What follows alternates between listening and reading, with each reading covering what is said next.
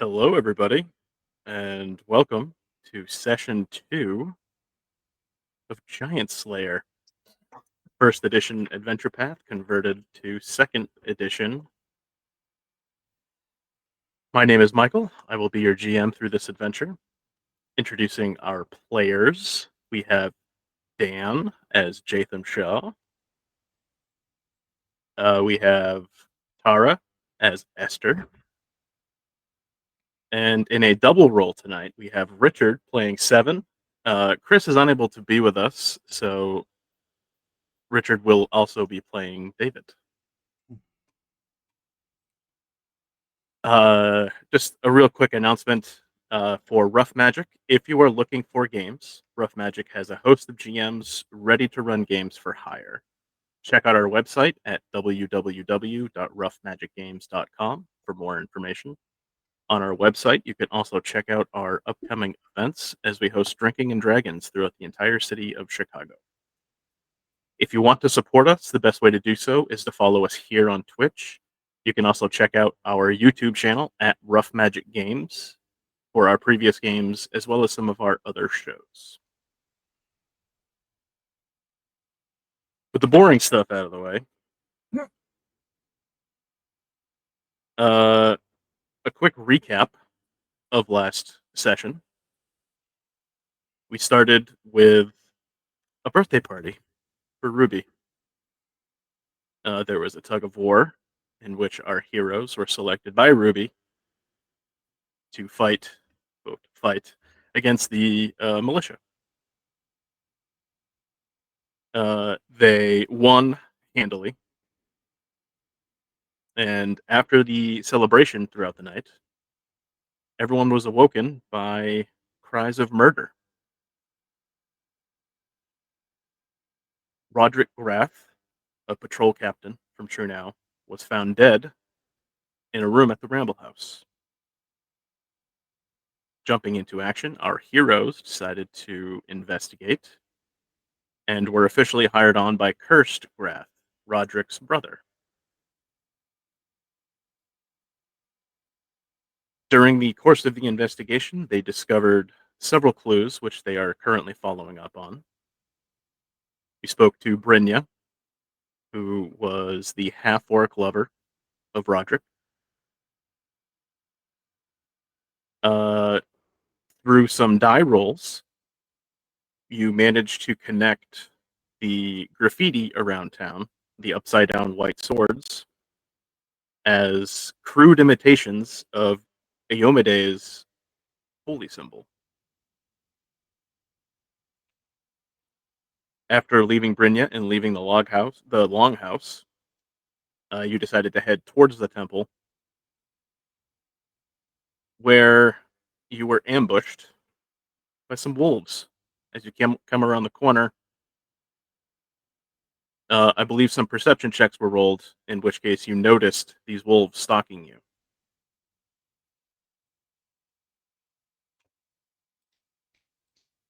So that is where we're going to start. We're going to start our session with alarm.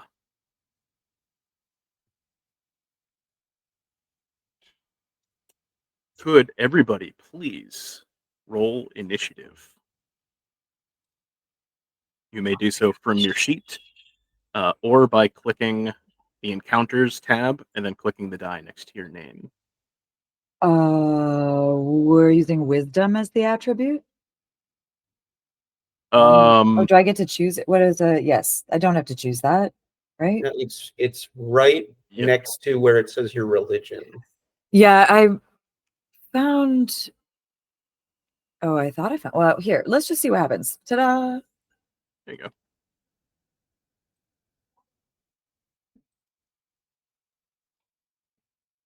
Oh.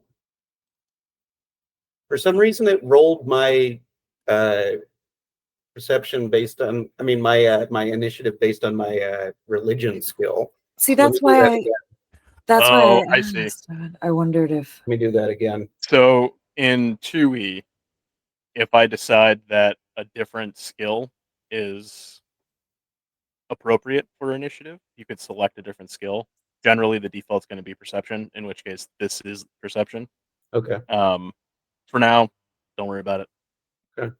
If that's the case, I would have rolled a 9. Okay, I can fix that.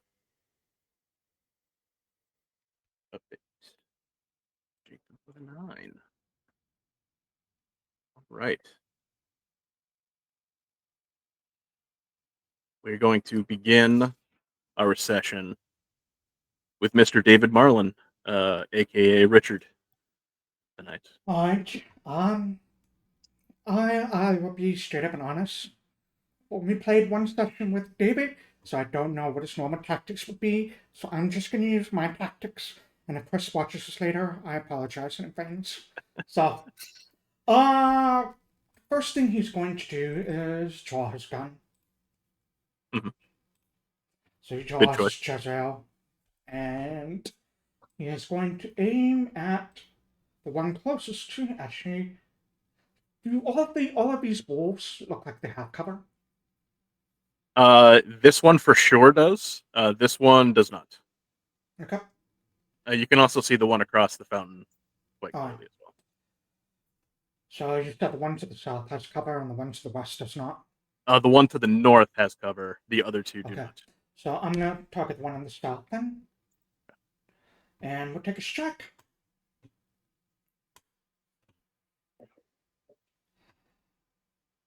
That is a That is critical critical hit. hit, which is great for the first attack of the entire Yes. campaign.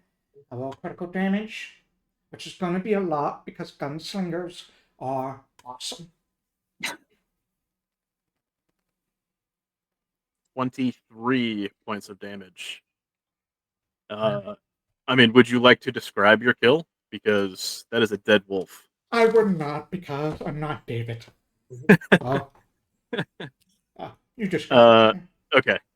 So the gunshot echoes through this alley, probably startling most of you. Definitely startling the wolf, whose head explodes. That's startled, all right. Yes. My final action is going to be I'm going to reload. Reload. Fantastic. That's it for David. That is it for David. We move on to Esther. Oh boy. Those wolves gonna attack us? Were we just sneaking up on them? David's going to be probably saying, my assumption is wolves shouldn't be in town, so I'm shooting them. Oh, that's actually Yes. probably pretty. Yeah.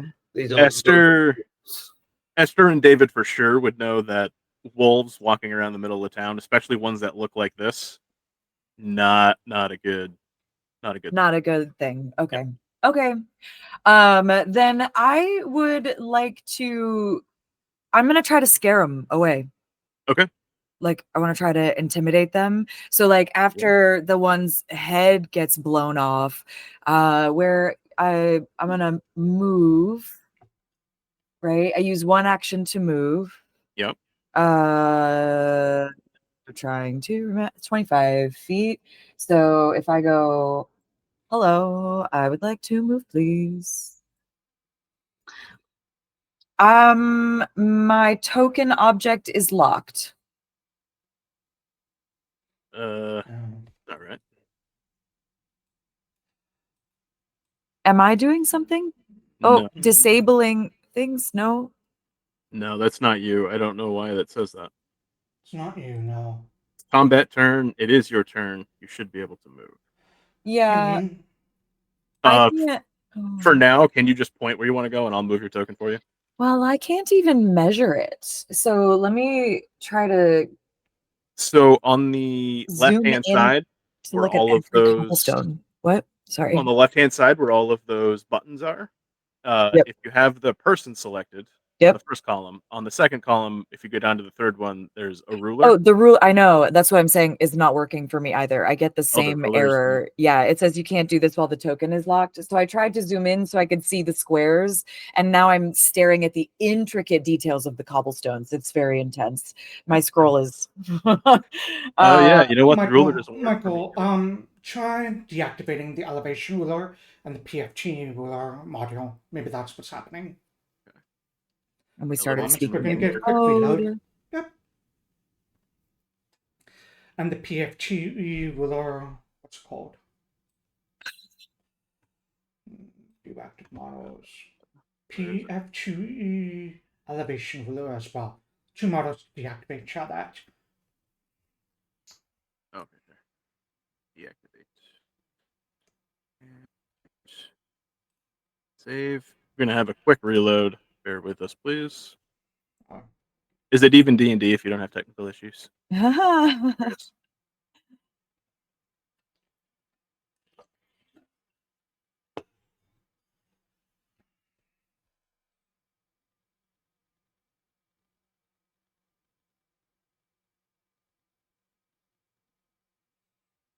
Loading.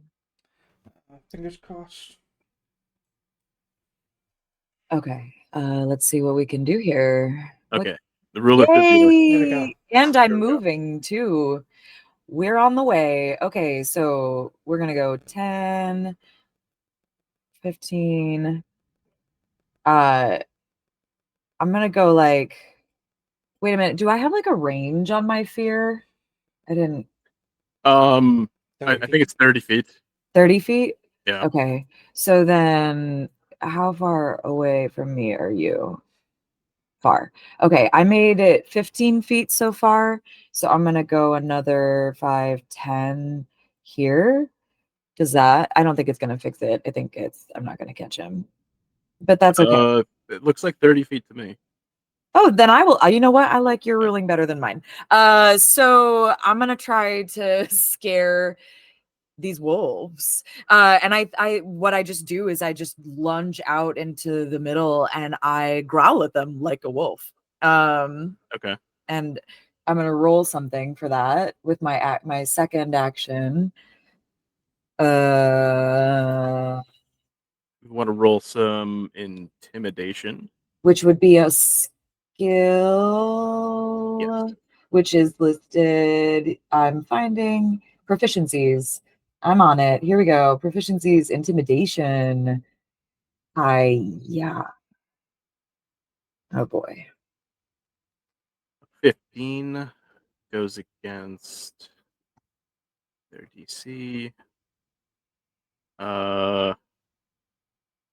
Okay. As you step up, you have eyes on these two wolves up here. You also see a third wolf. Well, technically a fourth, but one of them died. Down here behind these boxes, sort of stalking and peeking around the corner.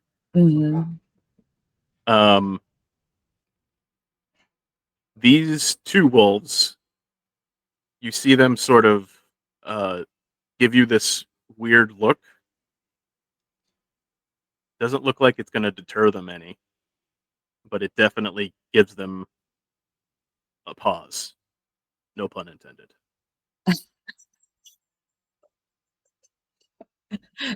Nice. I'm gonna quit this game. I said no pun intended. That was 2 actions. Would you like to take a third? I have one more. So I think then if it didn't, you said all 3 of them were kind of like, yeah, right at me. These 2 at the top were the one to the south behind the boxes. Yeah. It doesn't seem phased at all. It's sort of like watching you licking its lips hungrily. And actually, now that you're closer, especially to this wolf, you notice that they don't look healthy. Their fur is missing some patches. They have these weird open sores on parts of their body. Their eyes are like leaking this weird fluid. You also notice around the necks of all of them are some long strips of leather that looks like the leather has been cut. It's a clean cut on one end. You mean like a lead or something? Yes.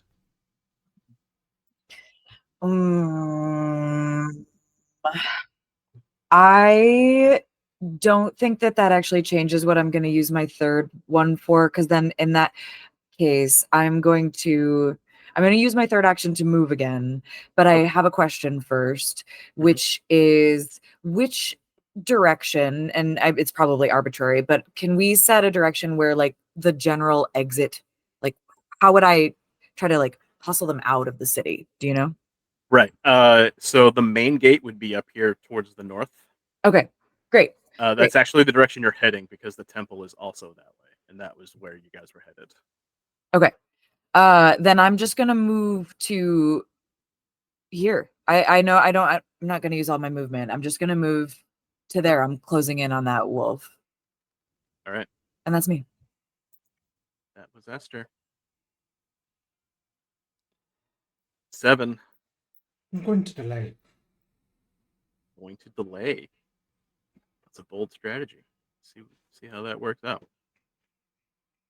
It is. What does that mean? Can somebody explain that to me? So delay. You have the choice of literally delaying your turn. You can just not go on your turn in initiative, and then decide after an enemy goes sometime before the end of the round. I'd like to take my turn now. It will move you in the It initiative has to order. be like the end of someone's full turn where I can jump back and say, "Now I would like to go." Yeah. Right. But you don't have to call that in advance. You can just say, "I'd like to delay." Yep. On that note, holding actions yeah. costs an action in 2E. Huge. So 2 actions. You have to use 2 actions to hold 1. Okay. So just keep that in mind as well. Okay. It is Wolf's turn over here. I'm gonna call him Wolf number 2 because that's his name, Wolf number 2.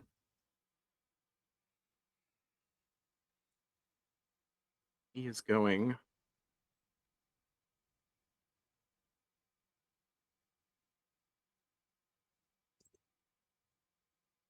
Oh, won't you move? Okay. And he's gonna try and bite Esther. Yeah.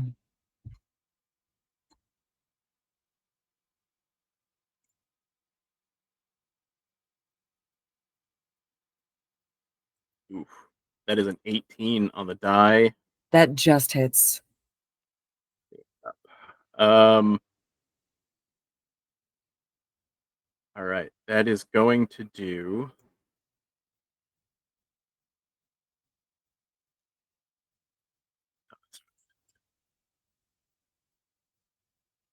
Oh yes, that's not the damage. There's no way the damage was that high.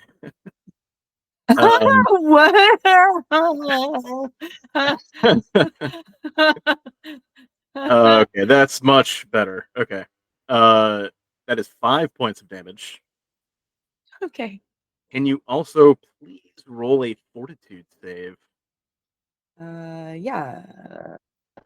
That's also under proficiencies? No. I That see it. will- I found it. Go.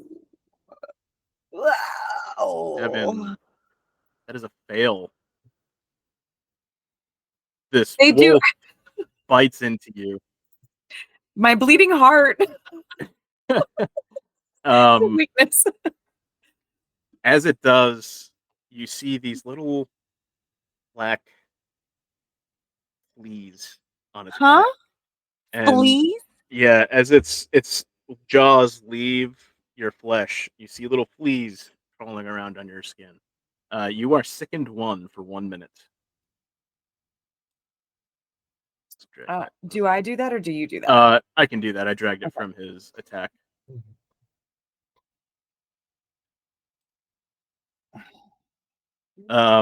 So for those who don't know, in second edition, all of the conditions that you can get come with values. In this case, sickened 1. You take a status penalty equal to that value on your checks and DCs. Being sickened means you cannot willingly ingest anything, including elixirs and potions. You can spend a single action retching in an attempt to recover, which lets you immediately attempt a fortitude save against the DC of the effect.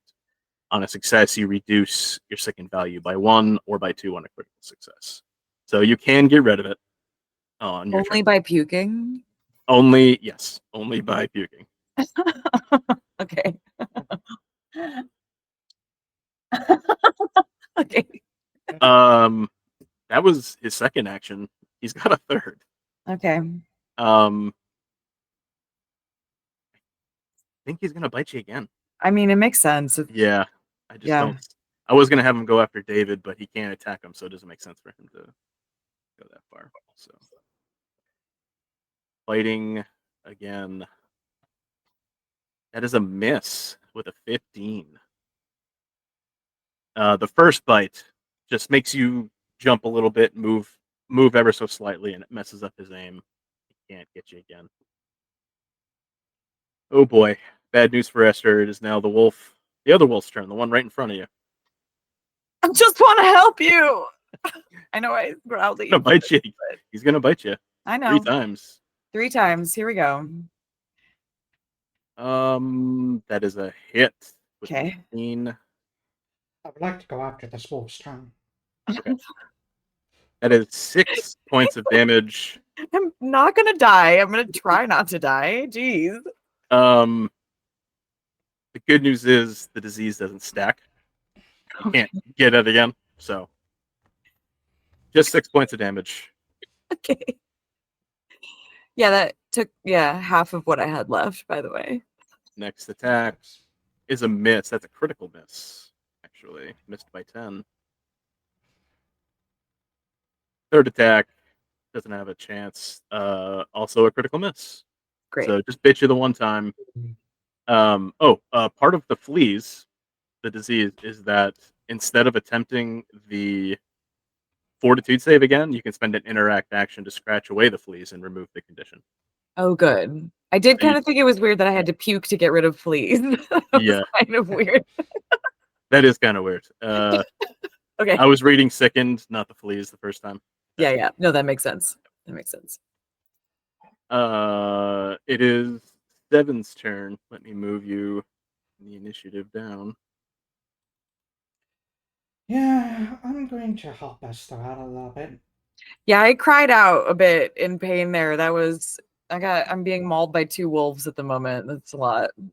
All right, How there you go. do I want to help her? I'm going to cast 3 spells. 3 spells. Right. All right. Let's do Healer's Blessing first on Esther. So if you want to drag that Healer's Blessing onto your token, that would be great. Whoa, okay. It's in the chat. And then I grab that and then I put it on you. Did it work? It There you did. go. Perfect. Second spell I'm going to cast is Left Flank. Oh, wait, I also need to increase my curse. Wait, no, sorry. My curse is now moderate, which is not good for me, but great for everyone else. So there heals 1, but it's actually going to be a total of the Healer's Blessing 3. But you can just click Apply Healing and should automatically apply all 3. As long as your token is targeted. You might have to add the other 2 then. What? So you should appeal to total for 3 instead of 1. Oh, so I'll just add the other 2 then? Yep. Yeah. Okay. And my final spell, I'm going to target Jaytham. And I'm going to cast Guidance on him. This one encourages you to be violent and cast Guidance on him. You could drag the Guidance spell effect onto your token. Oh, okay. And that way, when you roll your dice on your turn, you should probably see a pop-up that says if you want to add Guidance or not. Okay. Guidance. Let's see if we're. It's in the chat. Oh, so I'm just. Yeah. So where it says spell effect, just drag that from the chat onto your token. Yeah, it's not letting me drag it. Oh, okay. I'll do it for you. There you go. All right, great.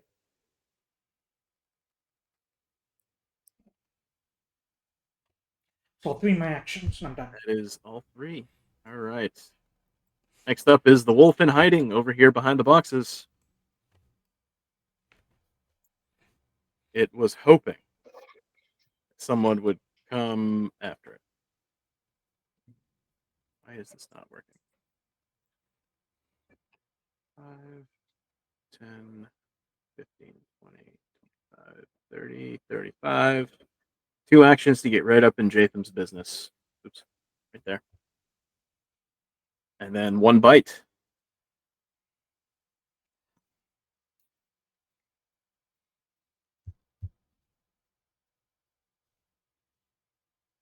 That is a hit with a 20. It's gonna do 2 points of damage. And Jaytham, I need you to roll a fortitude save for me, please. Sorry, Did you just... I tried to do -2 the way that you can on. Oh. All right, I get you. Okay, never mind. Okay, so sorry, you said fortitude save? Fortitude save, please. Okay. Fortitude save.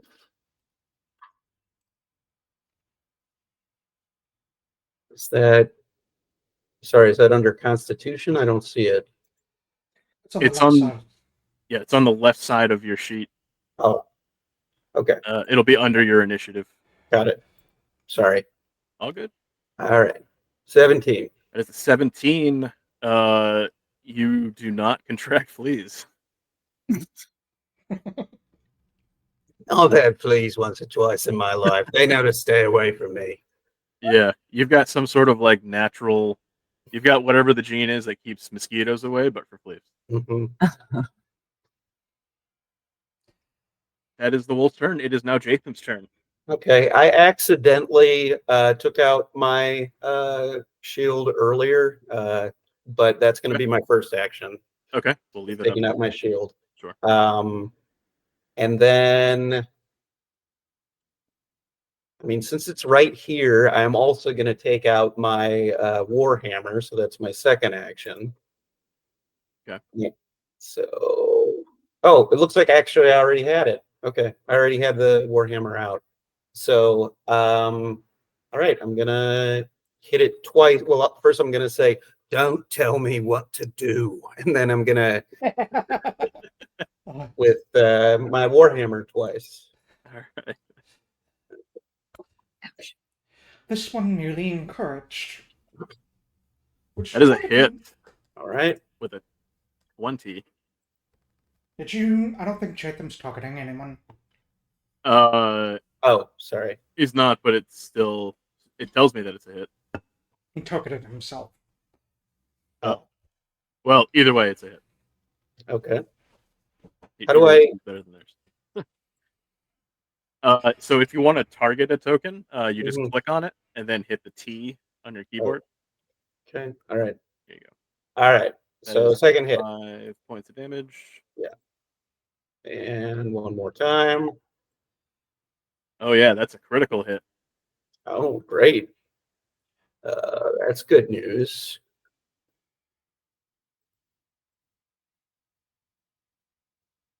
$16 points of damage. Jaytham, do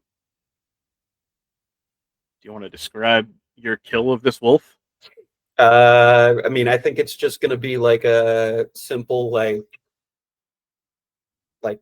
back and forth batting motion, just, and then I'm going to yell, "This is what you get for being a bleeding heart," and get ready for my next turn. Okay. Well then. We are at the top of round 2. It is David's turn. Yeah, I'm going to go ahead, and my gun is reloaded. Fire at the one over here. Let's do another Giantslayer strike. That's a hit. That is a I hit. forgot to target. No, did I target? I did target. Okay. I forgot to target that thing. And it's only a hit and not damage. Not a critical, so it's only going to do 8 points of damage. 8 points of damage. That drops the wolf. Oh, okay, great. Second action is going to have to be to reload again. Mm-hmm. He can't quite see the other wolf, so he's going to move. That's too far. Here, to get a better beat on him. We can move him up. We can make him like another 5 feet. That's 3 actions. Sure. Okay. Esther, it is your turn. Okay, I have a question. Yes. Am I allowed to charm non-humanoids? I don't know that charm works on non-humanoids. It doesn't say it doesn't. That is true. It has the mental traits, target. It does not say specifically that it cannot be used against. Because like right in D&D it says it has to understand your language or something like Yeah. that. Or yeah. So like You know what? I'll allow it. I like it. yeah. Okay, I'm gonna try to charm this wolf. Okay. I'm gonna reach out to it and just start humming like a song. Don't ask me to do it right now, but I do that. And whatever song you hear in your head, that's what I'm humming. I should target this wolf. And did I do it? Do I have to do anything other than just click on it? If click on it and then hit T on your keyboard. That's right. Yep. Oop. And then Body. click cast on your spell. Did it go cast? It did. Oh, I did it twice. Oops. That's okay. But did it use up my thing? I'll give you 1 spell slot back. Okay, thank you. Great. Please roll a will save. He will try to roll the will save. Ooh, that's a 19 on the die for a 22. That is a success. Lame. Which means the target is unaffected and thinks your spell was something harmless instead of a charm. It cannot identify a spell. It's a wolf, so it doesn't matter. Am I allowed to try again? Yeah. No, because it's a 2-action spell. Oh, shoot. Okay. Yep. What about, so with my third action, can I try to grab its lead? Yes. I gotta make you roll for it. Yeah. Roll athletics. Okay. It seems like a sporty athletic move. Yeah. Sporty. Sporty. Oh my God. Can I roll above a 10, please, today? Against his reflex DC, that is fail. You are not able to grab it. Am I allowed a free action to talk to my friends? Yes. I just want to you all obviously can see me not striking this wolf that is probably biting my arm. I don't know. But I'm he belongs to someone and he's sick. And that's it. That's all I say. The end. Yes, this wolf is not receptive. Unfortunately. It's a wolf.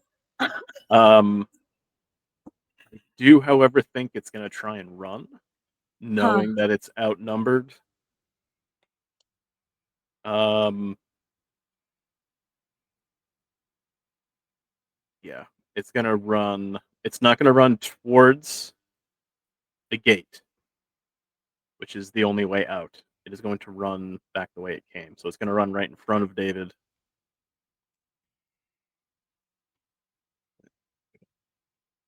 And then it's going to dart down this alley and off the map. Triple moving all the way out of sight.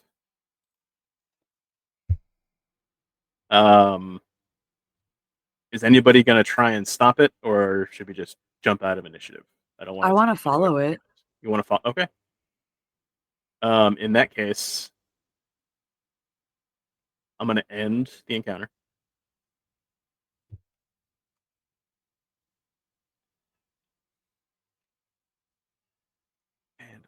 activate the map. Trunau. Oh, there's our little drawing that we made last time. My wild conspiracy theory. It looks like a kite today. Oh no, it does look like a sword though.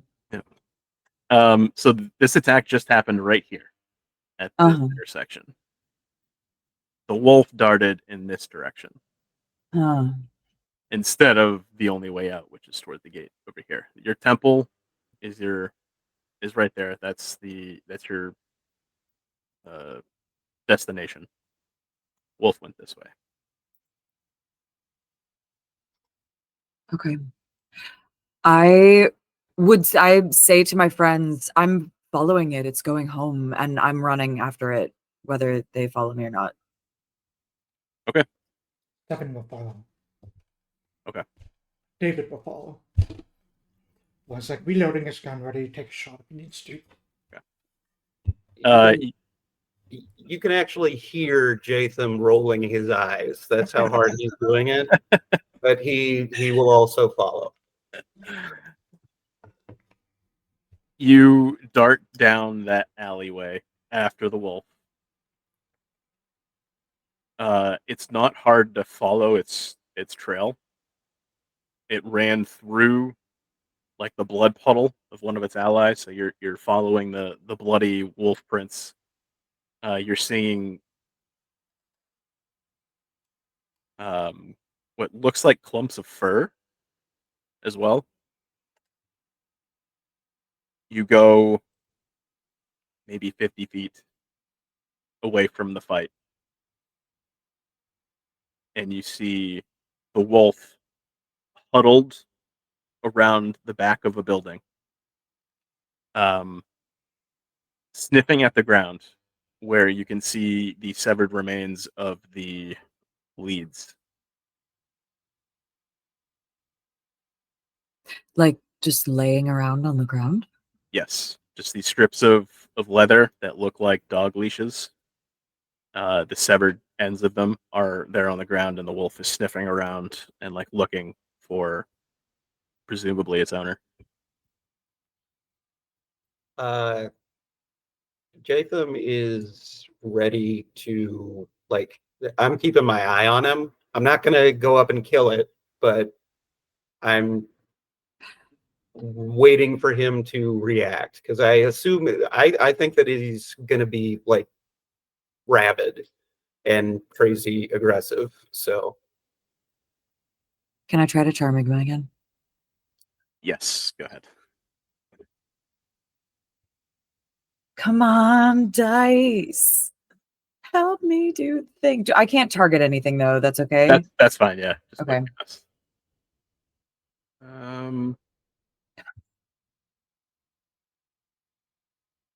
That is a 19 on the die for the wolf.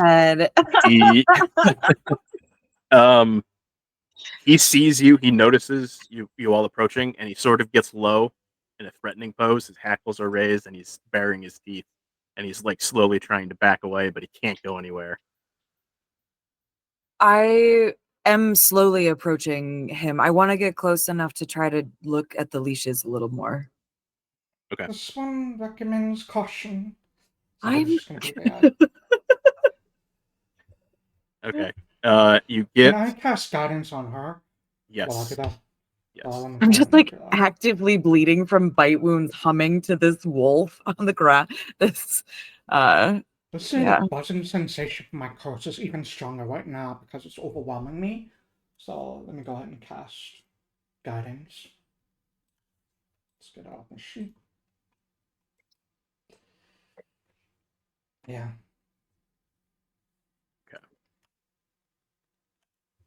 Right. Oh, I should probably drag your tokens out onto the main map. So when you say the buzzing, that's the buzzing, the feeling of like insects sort of crawling all over you.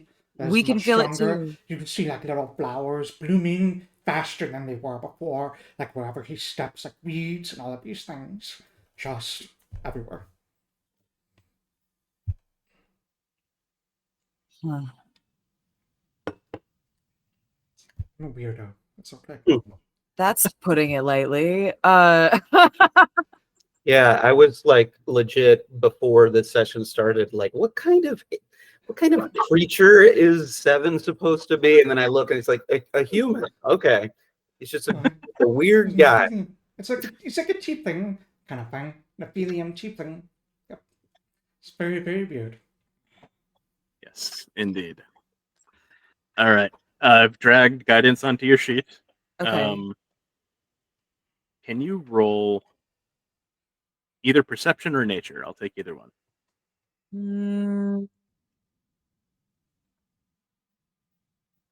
The fact that I can't even see nature on my course. Oh, it's a -1. Let's not do that one. Yeah. We'll roll perception instead. Oh, there. That's how. Come on. This is what it's like to be me. Yeah. I Glad don't someone else is like experiencing it. Neither do I. Unsubscribe. Follow. You're trying to get close enough to the wolf to like grab its leash or collar or something, trying to calm it down. It doesn't seem receptive at first. You can see there's like milky fluid leaking from one of his eyes. His skin underneath his fur looks to be like red and inflamed. And as you reach your hand out, he doesn't lash out at you and bite you. But he doesn't like let you touch him either. He's sort of like afraid of you, but at the same time, he's curious because you haven't tried to hurt him again. I should have healed him instead.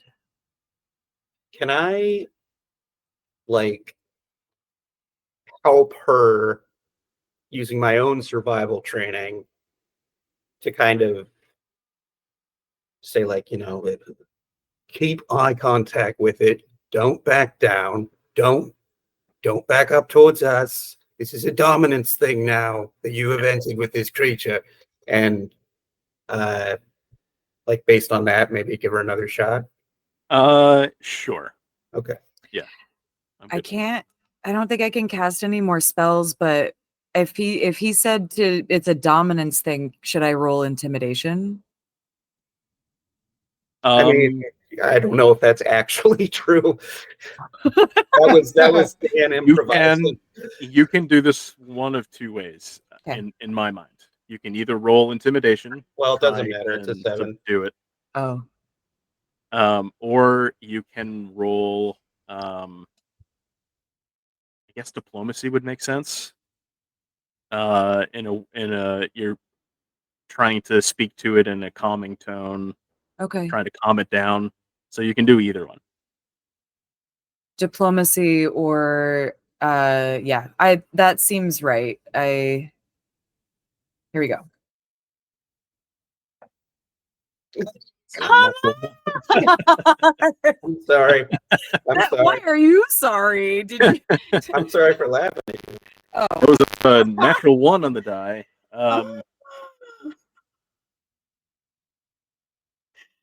Can you roll a reflex save for me, please?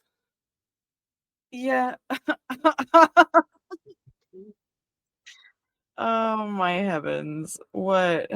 I just want to be friends with this wolf. He's gonna try and bite you. It's bonus.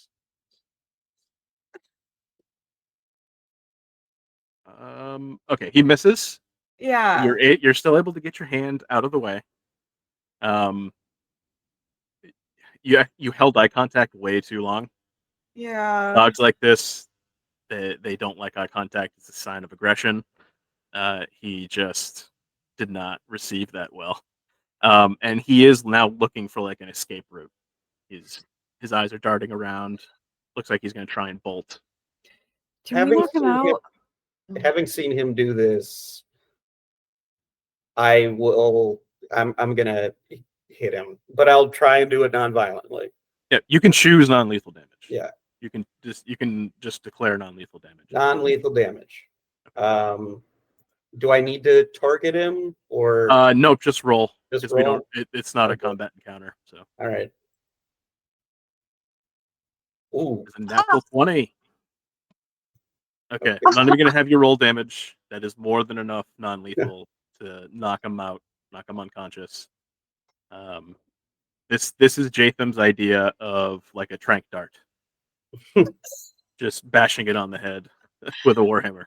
Bonking it lightly to put it to sleep. It does fall unconscious, and you're able to maybe you can take one of the discarded leather strips and make like a muzzle for it, just temporarily, so that, for your safety, obviously. Um, That feels like something you're probably gonna have to do, Jaytham. I got nothing in survival. you don't have to roll for that. Okay. You can just tie it up. Could I roll for medicine to try to heal it a little bit? Do you have a healer's toolkit? I think so. Hang on. You do. Yes. Right? You can Yeah. Roll a medicine. Okay, so I gotta go then to my items and click on this guy, administer first aid, or would I know which one of these I need to do?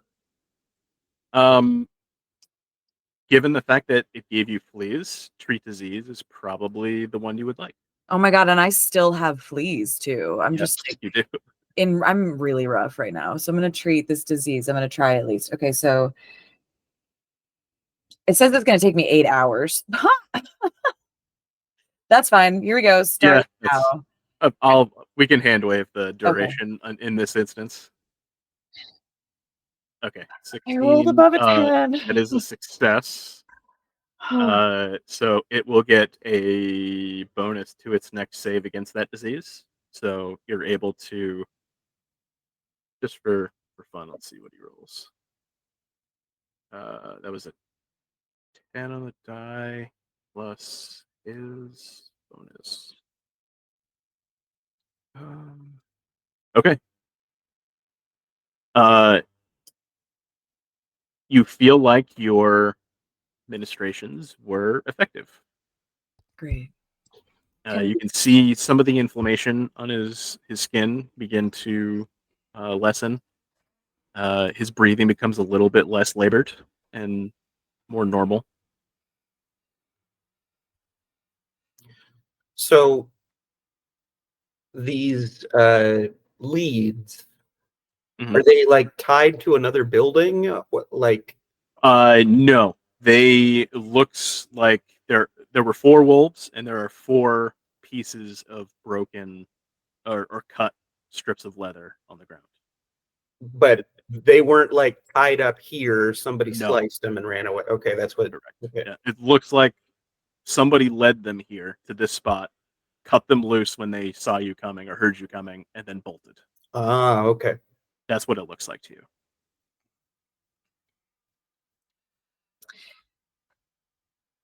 Now that the danger has passed, please allow this one to heal your wounds, stitch you up a little bit.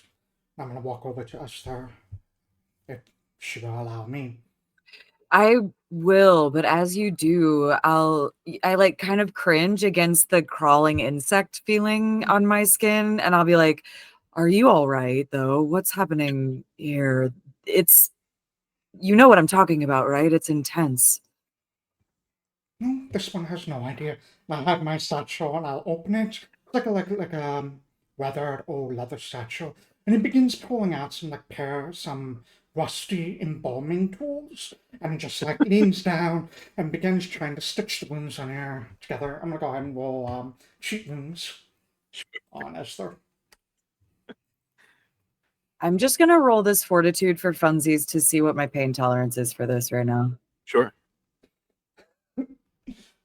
Okay, I think I'm fine. Yeah, you're good. Let's see. It also occurs to me that it feels like insects are crawling on your skin because there are insects crawling on your skin. You're covered in fleas. Scratch them off? What do I? Yeah, it said you can just take an interact action. So I mean, you can just scratch and you'll feel better. Okay, yeah. While he's doing this, I'll be like absent-mindedly scratching, and I'm just like staring at the wolf and thinking too.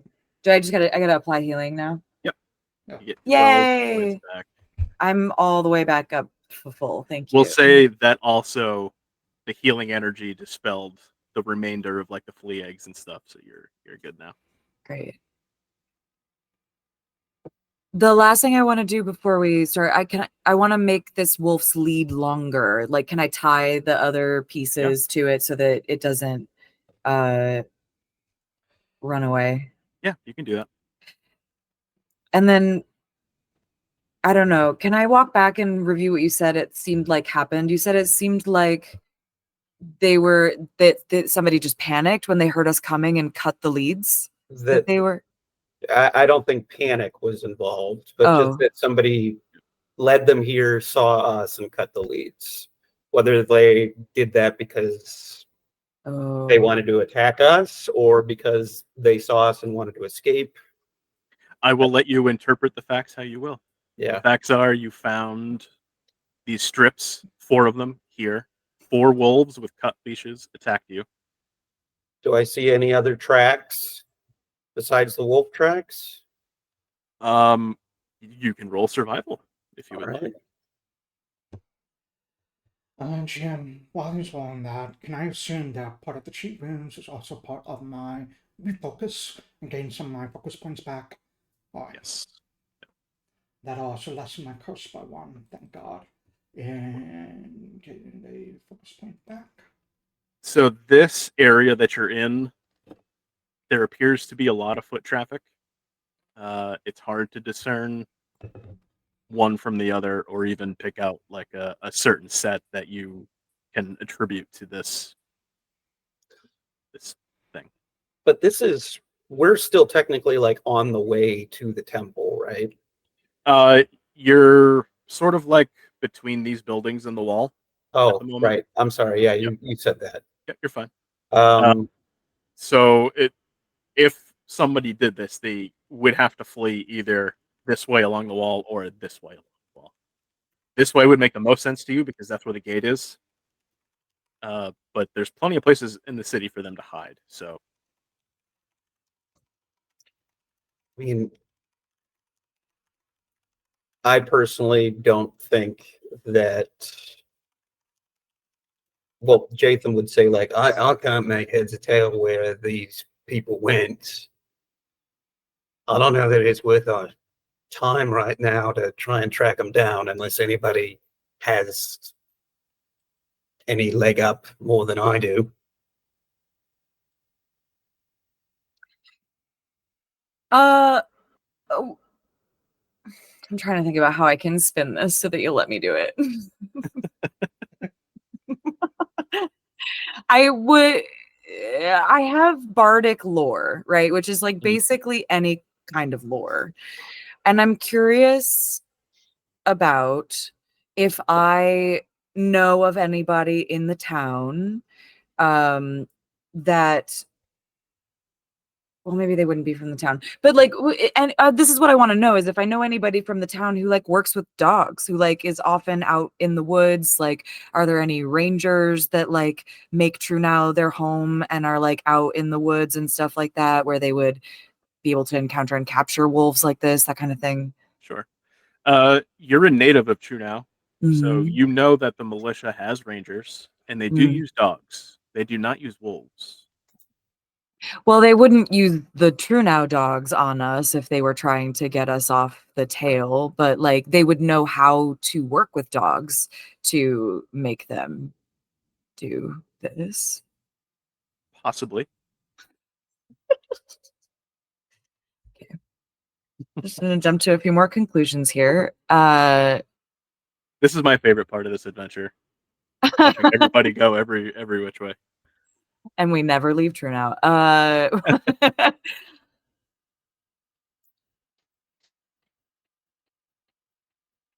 Well, I'm sure whoever they are will probably run into them again. One looks forward to our inevitable demises. we're not gonna. All right, never mind. Can I then is this wolf well enough for me to set it free in the wild? Or should It's I care for definitely in better shape than it was. It looks like it's probably going to need some food and some rest before it's ready to survive out on its own. I also gave it a concussion. Yes, he hit it quite hard in the head with a warhammer. So how big is a wolf generally? Like quite large, right? full-size wolves are enormous. Uh-huh. These are young wolves, so I mean, mechanical terms, they're just medium creatures. They're probably like the size of German Shepherd, Doberman kind of thing. So would you say that I could potentially use my skirts as a sort of sling and like try to carry this Yeah, wolf around because it's unconscious? yeah. I mean, it'll be a little unwieldy, but you can manage it. All right. I'm You're a bigger woman. large. Yeah. Yeah. So that's what I do. This is my new pet wolf, everybody. Well, not really. I just want to make sure that it's okay and then let it free. But I'm carrying it around and I'll take it home eventually. Where were we headed? To the temple. Yeah, you were headed to the temple. You are actually very close to Clamor, where Roderick had commissioned his Hope Knife. That's this building. You guys are back here. This is Clamor. Oh. But Maybe your someone initial recommended destination detour? was the temple over here. What does this one recommend? Does this one made this one recommend a detour? What sort of Brief detour? stop. Yeah. Brief stop over there. And I point to Roderick thing. Perhaps they have information. And seeing as we are here. The wolf led us here. Yeah. It seems the right. Yeah, I agree. Okay. We are heading to Clamor. The real name of Clamor is Morninghawk's Fine Steel. It is run by Sarah Morninghawk, who is a half-orc blacksmith, very well known in Trunau. She is the creator of every Hope Knife in town. There are other blacksmiths in town, but her workshop commissions all of the Hope Knives, including the one that Ruby got. Yours, Esther, she made yours. And David's. You approach the blacksmith, and I mean, even from where you're standing, you can hear the banging of metal, steel on steel. You approach.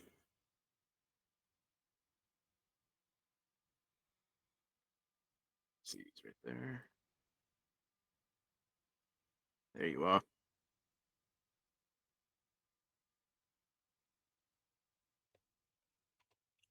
You see this half orc behind an anvil, holding a blacksmith's hammer. She looks up and sees you approaching, and sets her hammer down, wipes her hands off on her apron, and comes out. Good morning. How can I help you? Sarah, hello. Is there like a warm place? Well, I'm not gonna set the wolf down right now. We're still holding it. Um, is it a normal hour of night? Can we what time of day is it? I just said good morning. It just Oh, you occurred to did. me it's not morning. It would actually be closer to evening. It's not sunset yet, but it's closer to evening. Is it a normal time for her to be here? Yes. Yeah. Okay. Most shops in town don't close until sunset, in which and then that's when your day starts when they go to the bars. So Mm-hmm. How are you today? can't complain. Lots of commissions.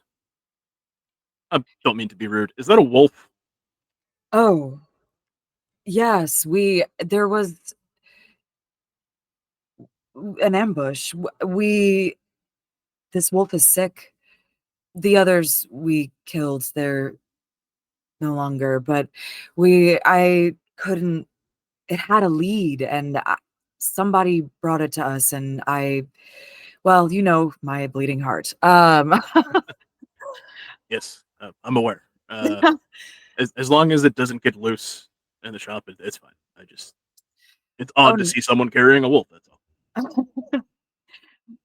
I suppose so. We're here because there was a commission you heard about.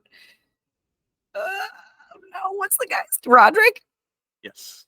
You heard about Roderick. Oh, yes, indeed. Terrible news. Roderick was a fine Trunau. He was. His hope knife. We, obviously expected it to be on him, and it was. However, there was also an order slip. I'm not familiar with it. Give me 1 moment.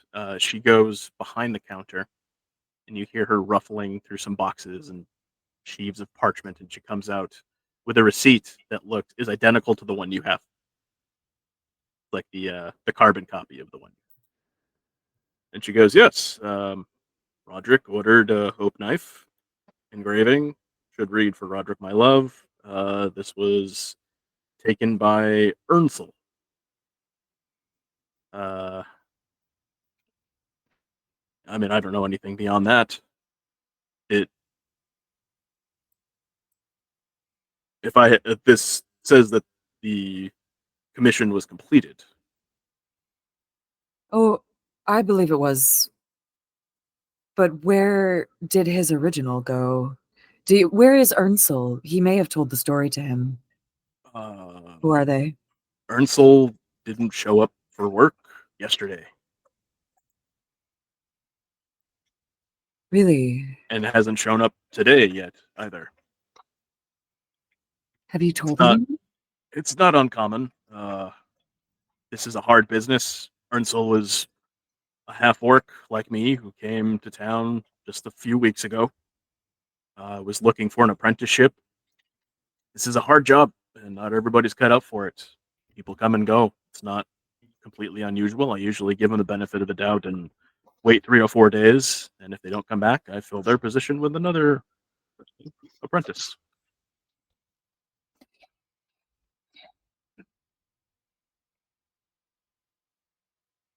All right. Fair enough.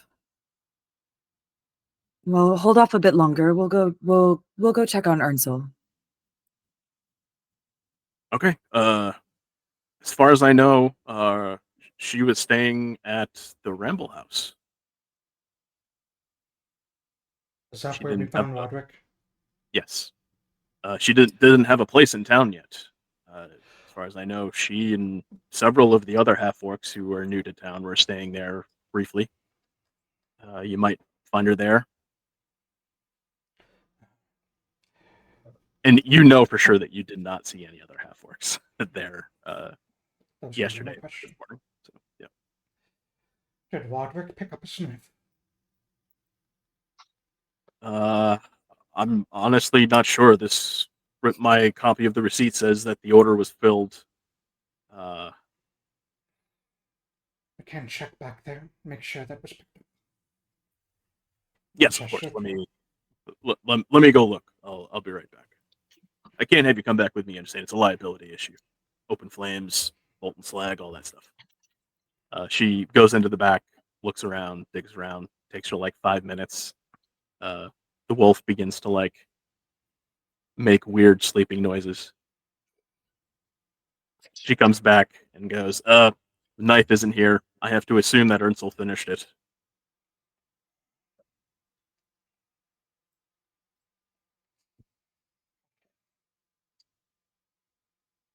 This one cannot think of any other questions to ask you, but is appreciative of your time and wishes you a very predictable death. I turn and I walk outside. Did your friend just threaten me? No. Okay. I understand. We're figuring it out. And we're not friends. If anything, I call him, a bystander. Perhaps he needs a friend. Yeah, you healed me quite a bit, and I'm concerned about you, almost friend. Okay, but what I say to Sarah, that was just me being weird. What I say to Sarah though is, will I see you at the pub tonight? Oh, most likely. Me and my wife will be there. We'll drink to Roderick. Oh, yes, absolutely. I'll hold you to it. You know I'm good for it. All right, and I can lead us out. So, quick recap. You had found this knife without an engraving on Roderick. It was not his. Oh, right. The hope knife you found was blank. Yeah. Talking to Brynja, that Roderick lost his knife. And this receipt makes you think he commissioned a new one to replace it so that he could go back to her. Earnsel took this commission, checked on the receipt that it had been completed, and then disappeared. That knife is not in Clamor. You have not seen any other Hope knives just laying around so far.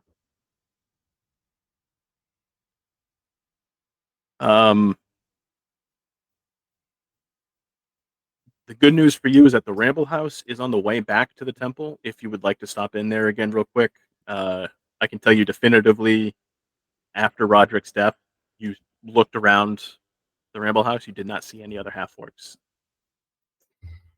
But maybe somebody saw them Possible. leave. Yeah. You could Uh-huh. question people there. All right. And then the temple is just on the other side of that. Yeah. Like a time when the temple closes at sunset too? Was it open 24 hours? The temple itself would be open all night, 24 hours. The people in the temple may not be present. It's a place of worship. People can come and go as they please. You don't know for sure if Tayari or any of the other clerics would be around. Because of that, I feel like we should go to the temple first, and then because people will be at the Ramble House, it's an inn. Mm-hmm. Yep. This Okay. one agrees. Wait. You head to the temple. This is a place that stands out among most other buildings in Trunau. It is very tall. It is very white. At the peak of the chapel of the what's it called? Steeple is an upside down sword, which is Iomede's holy symbol. You walk through these double doors that open up into this cavernous hall. There are pews lined up on each side of the main walkway area. There's a really nice plush rug that leads from the door all the way up to the altar. You do see some people milling around. Up near the altar, speaking with a couple of people, you see Tayari Barbados. You see a bunch of other townsfolk kind of milling around. They see you walk in. A couple of them wave to you, Esther and David, who recognize you. Can you roll a perception check as you walk through the door? Everybody.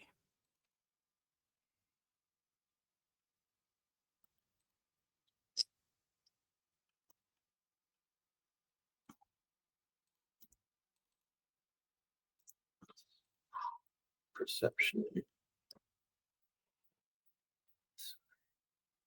Sorry. Oh, all good. Where's my? There we go. Ah, okay.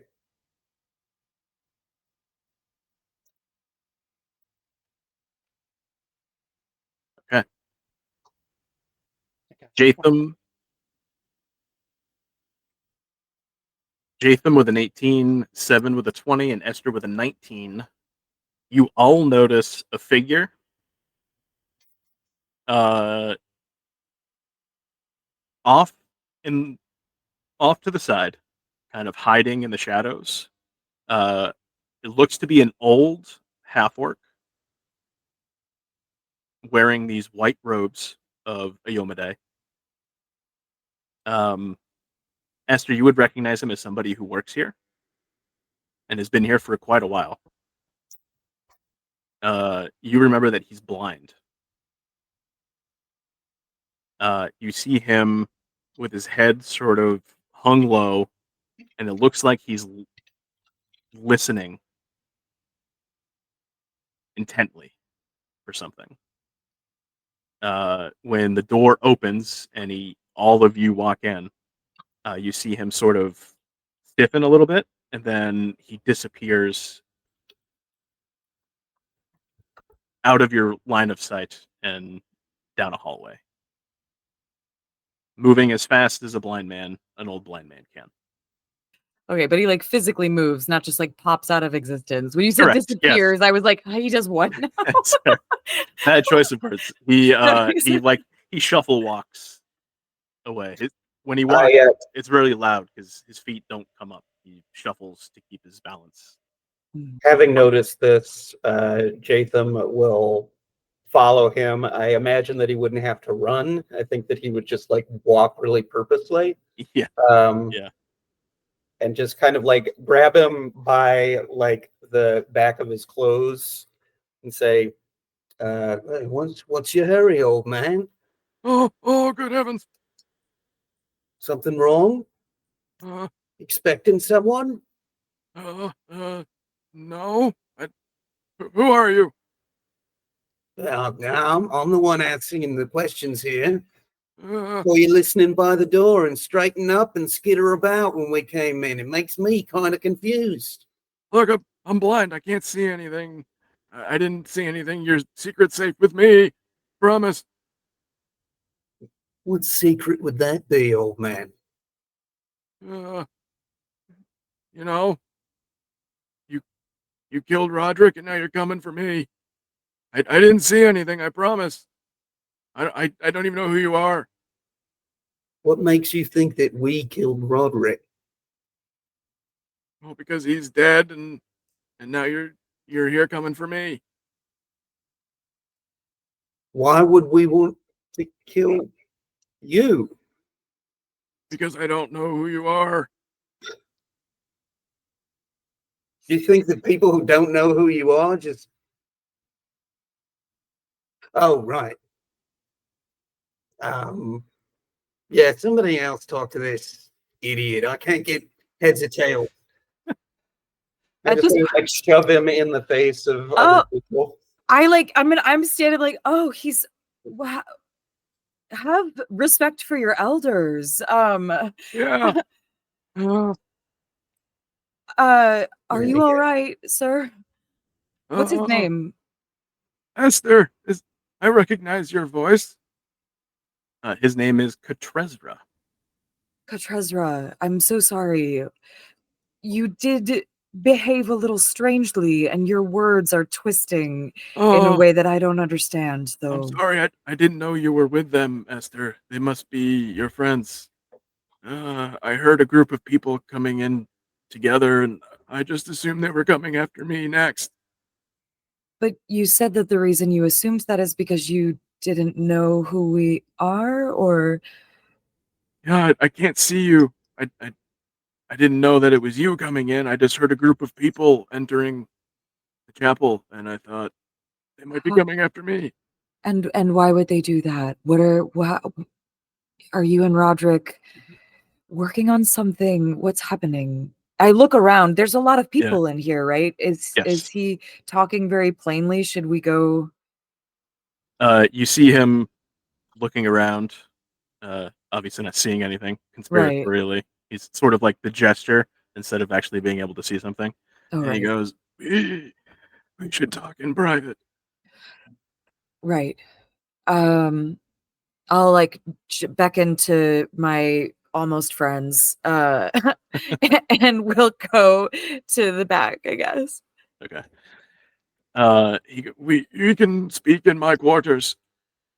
And he leads you down the hallway, all the way to the end, into a small room. There's nothing much in here. It's just a bed, a desk, and a chair. It's very sparsely. There's no decorations like on the wall or anything. There is a bookcase in one corner that had some books on it. I think Jaytham would prefer to stand guard rather than, especially if the guy is suspicious. I think that he's going to stand guard outside rather than come in. Sure. Seven's gonna go in with him. I don't know how he's gonna react to whatever sensation he feels, but Seven would definitely go in. Does somebody have a cat? I'm allergic to cats. Oh, it's a wolf. I do have a wolf. No, I know what's happening. Never mind. Oh, it's a little weird, but I'll get used to it, I guess. Please come in. Make yourself comfortable. And he proceeds to sit on the bed, which is the only real seat. There is like a wooden chair at the desk. Doesn't look that comfortable, but somebody can sit there. I'm not gonna sit. I will. Just sits very long, 7 foot tall, Seven, squashing down into the little halfling chair. Your knees are up by your ears. Yep. Ew. Oh, I'm so sorry for the misunderstanding. I thought you were strangers. This Let's one is a understand. stranger, but this one is glad to meet your acquaintance. This one's name. Well, this one has offered for you to call him Seven, or Seven Deaths, whichever you would prefer. I'm close enough to death already. I'll just call you Seven. Then this one wishes you a very predictable death. Oh, I'm sure it's coming soon. Don't say that. You've got a good many years in you still. Whatever you told me your name was, Kresrak. I yell out, If I Chris- think I'll hear some bullshit. Yeah, now that you see him in like better lighting, he's very old. I His know. skin is like just hanging off of his bones. Both of his eyes are milky white. He's got like white wispy hair. He looks. He doesn't look great, I guess. He says, Roderick told me they were onto him the last time I saw him. Who? Onto him about what? Whatever he was investigating, he wouldn't give me details. The graffiti. Yeah, I guess that sounds. He said something about painting all over town. He said it was much bigger than we thought it was, and he was close. But then he said that they were onto him. 2 days ago, he was at the plague house, and he said that he was attacked by a troll, and he just barely escaped. And he came straight here to be healed, and that's when he told me that they were onto him, and that I should be careful if anybody came looking, that I should run.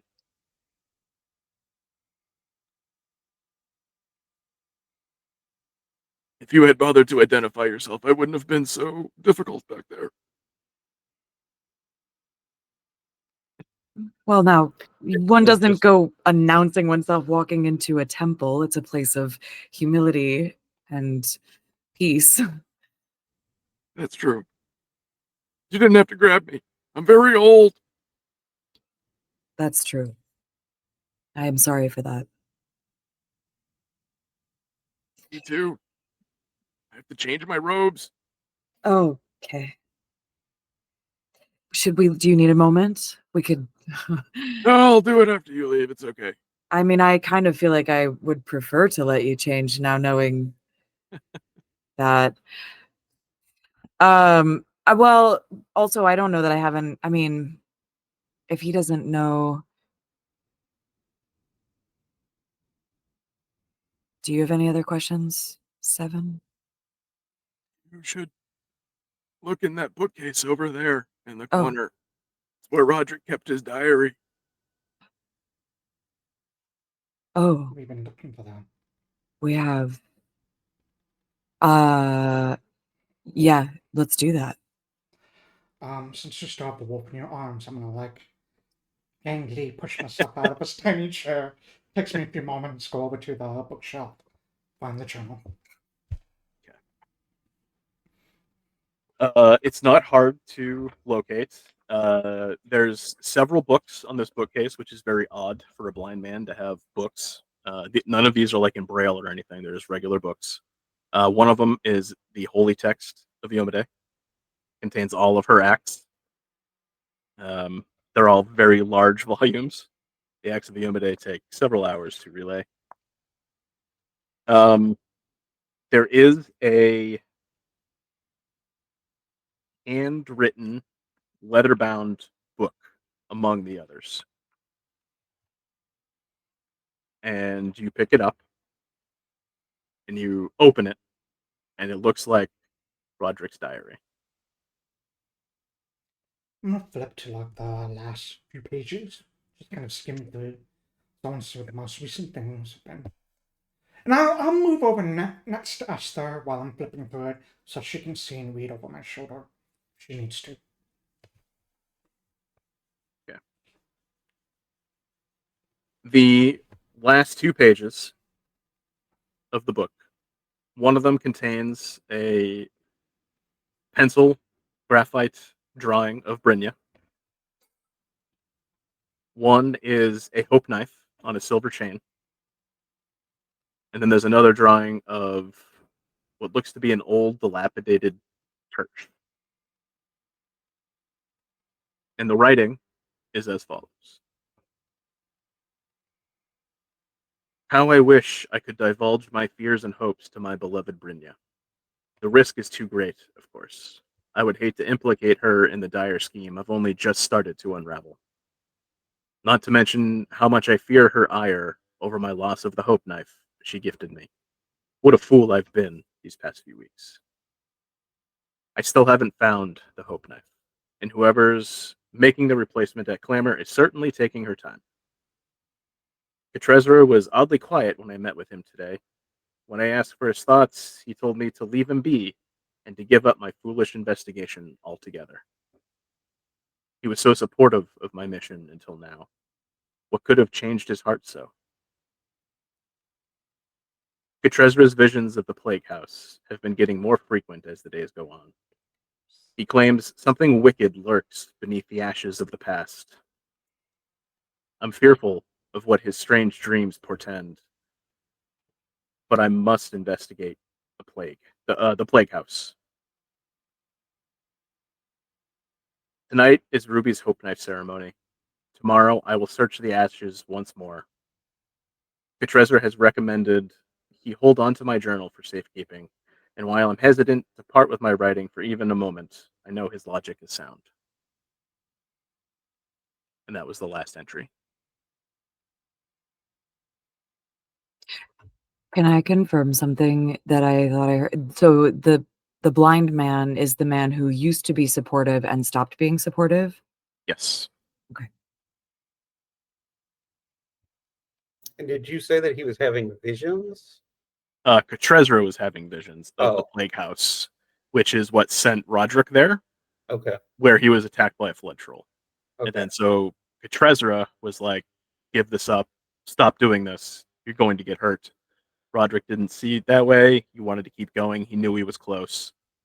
And he had planned the morning of his murder to go back to the plague house to look around, Mhm. but never made it. Mm.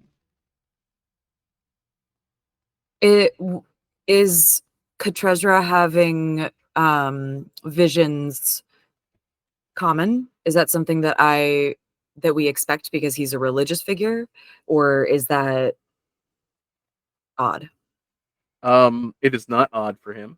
Okay. He is known as a seer. Okay. Um,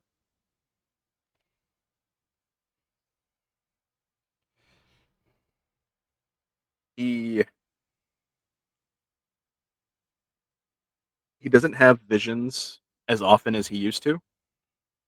But this one with the plague house, he's been having over and over and over again. Which is why Roderick wanted to look at it.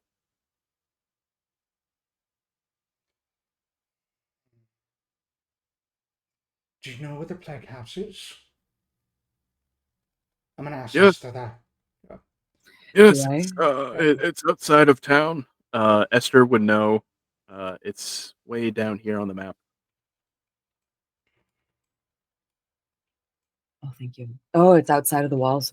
Yes. The plague house is also known as the burned church.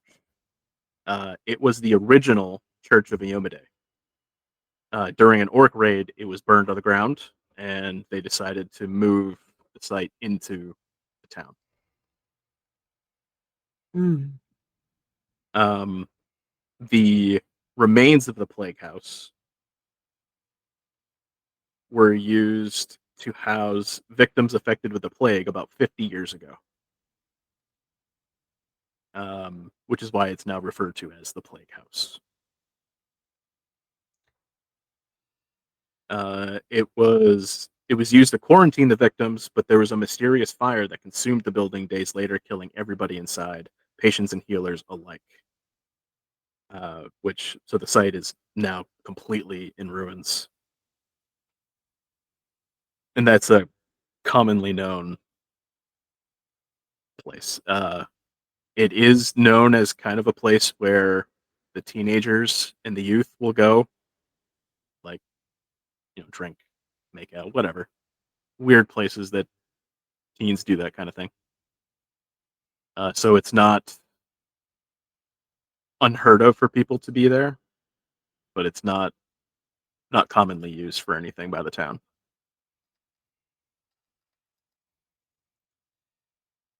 Can I assume that Esther told me this because I don't know any of it? Yes.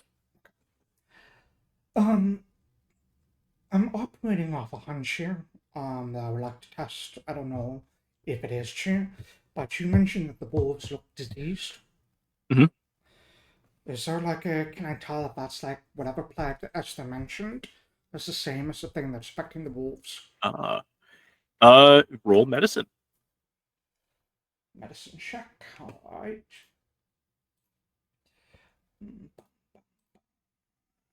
Medicine.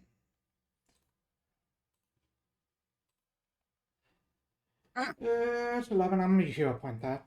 Sure.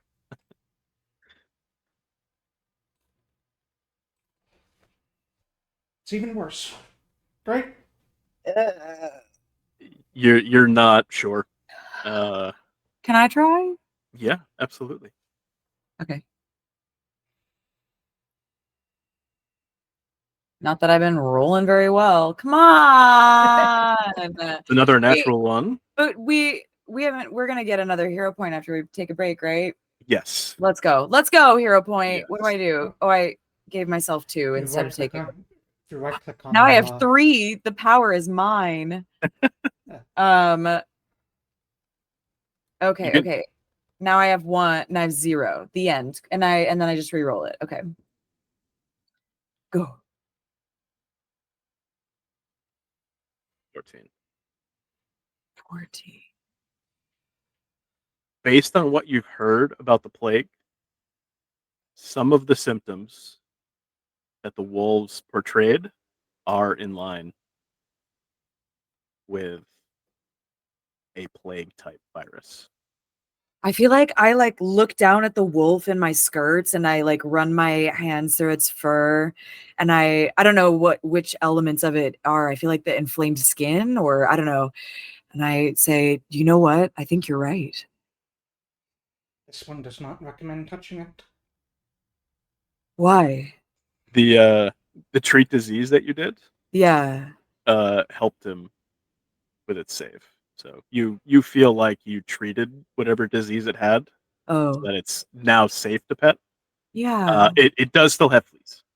The wolf Well, has fleas, but that's okay. We'll get rid of them. We'll have a nice bath.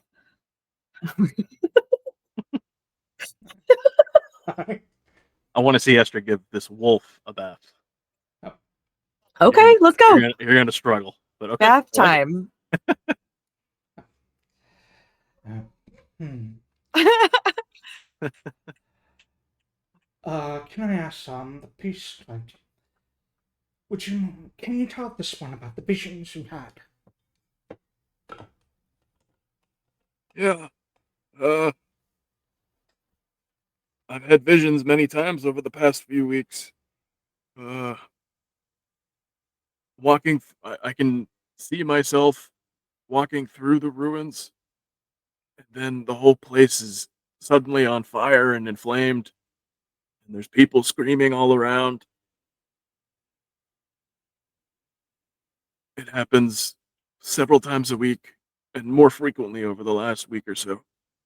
That's why Roderick was so hell-bent on checking the place out. How do you know that this was a vision of the future and not of the past? I don't. That's what I tried to tell him, but he made it. He had it in his head that it was portents of the future, and I can't say for sure that it wasn't, but I also don't know for sure. That's how these visions are sometimes.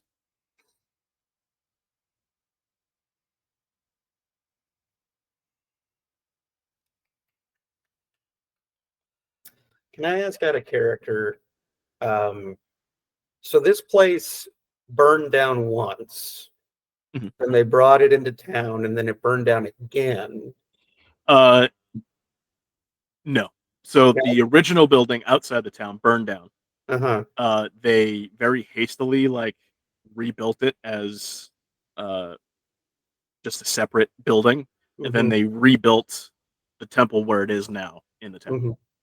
Um, during the plague issue they had 50 years ago, they used that old plague house building, the old church outside of town, as a place to house the plague victims while they convalesced or died. But then that place burned down mysteriously, and then they never rebuilt it again. Okay. So is he having a vision that this building is burning down the third time? As you He said doesn't that. know. He doesn't know what it means.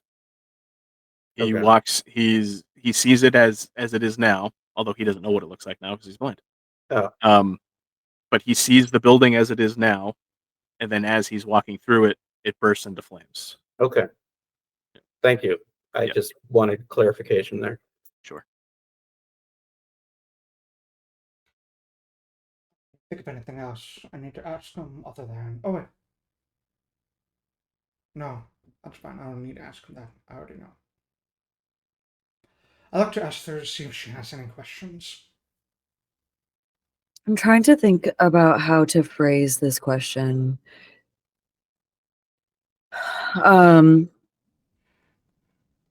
Because I want to know, and maybe I'm just not putting the pieces together as a player right now, but so he is having these visions, and he was trying to tell Roderick that he didn't know if the visions were of the past or of the future, but he hasn't said anything about like rescinding his support of the investigation, really, right? Or did that go over my He head? did. I think he did. I think the implication was that when water gets attacked, it was like, stop doing this, you're going to get yourself hurt.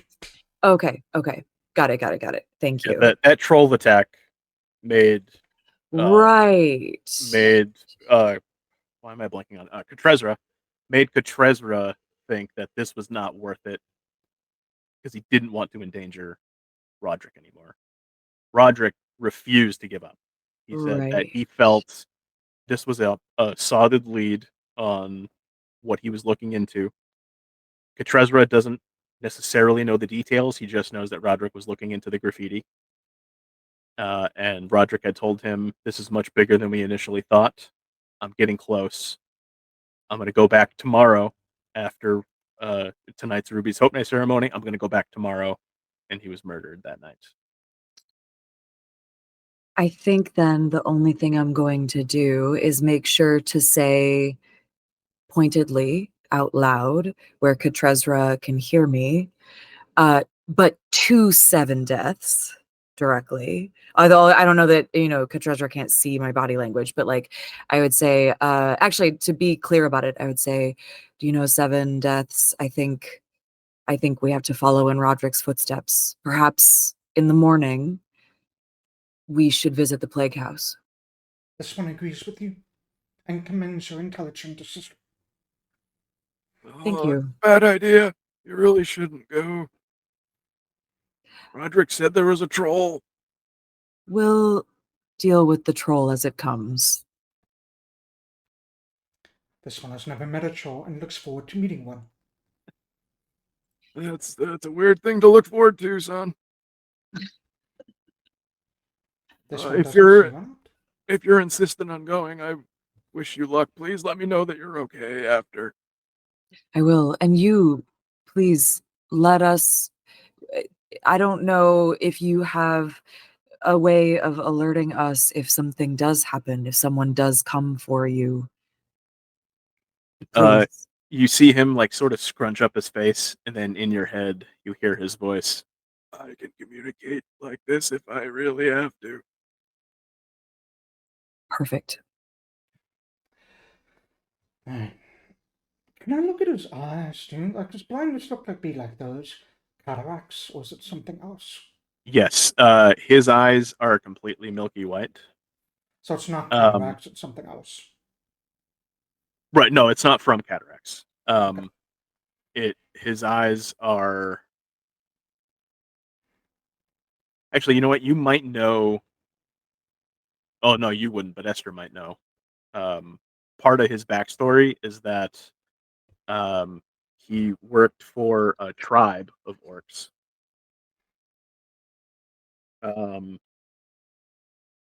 He worked for the Empty Hand tribe, and he Mm. spent time in a place called the Brimstone Haruspex, which is an orc temple in the caldera of a volcano in the Kodar Mountains. Those fumes, the caustic fumes, apparently granted insight into the future, but it also maimed him. It took his eyesight, made him weak. He has painful, like spasms and weeping sores on his body from those fumes. So he got the power of sight, but it took a toll on his body.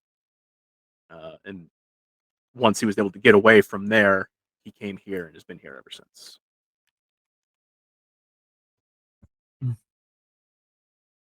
I sort of reach into my satchel.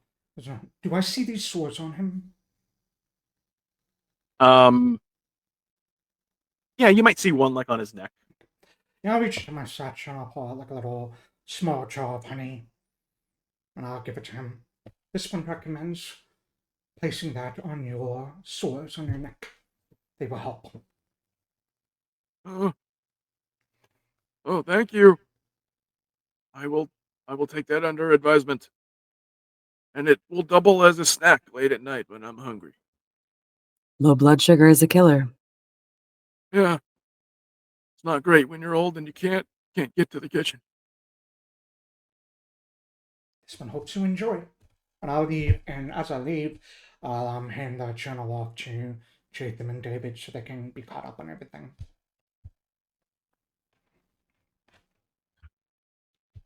So you leave Katresra to change his dirty robes. Forgot about that. And you head back out into the temple. Did you want to also speak to Tayari, or are you done here in the temple? Does anybody else want to talk to her? Because I don't think that Jaytham would at this point, unless he had a reason to. And I don't really. I don't see how she would contribute to the investigation myself, unless I'm missing something. So I don't think that Jaytham would approach. I can't think of anything we need to ask her. It's been like a month since we played last, so Yeah. I know. Why were we headed here in the first place? Just you- because of the signs, right? Yeah, you were headed here because you put together the graffiti looked like the symbol of Iomade, but like wrong, That's but right. different. That's right. And also Brynja had said that Roderick. Oh no, not Brynja. his brother, Cursed, had said that Roderick sometimes spent time at the temple speaking with somebody, but he didn't know who, Which would have been Katrezra, which would based have off been of the Katrezra. yeah. And from Katrezra in the journals, you get the sense that Roderick was here quite a bit. So if he wasn't with Brynja or at the Longhouse, he was probably here with Katrezra. Want to ask her about the graffiti? Yeah. Okay. I'll go looking for her then. Yeah, she's still out in the main hall of the temple. She sees you approaching, and she excuses herself from her current conversation and comes over and says, "Good evening. How can I help you?" This one was wondering if you could provide him with a little more information, if it so pleases you. Yes, anything to help with your investigation. This one assumes you have seen some of the graffiti lining the walls of buildings outside in this town, and wonders if you know anything about who or what might be doing it. Yeah, I mean everybody has seen them. They're all over. Uh, I've not seen anybody do this myself. I do know that the militia sent a sergeant, somebody to try and clean it up, and he's been having a real hard time with it. Some sort of this alchemical substance is really hard to remove. This one wonders if perhaps you know why the specific symbol was chosen, as it is an inverted sword of your faith. She sort of like smiles and goes, "Oh, those um, those were not made by any Ayumadai faithful. I can promise you that. They're wrong. They don't. I'll grant you they're similar, but they are not the same." This one was wondering if perhaps you knew the meaning of it being inverted. Does it mean something? No, not that I'm aware of.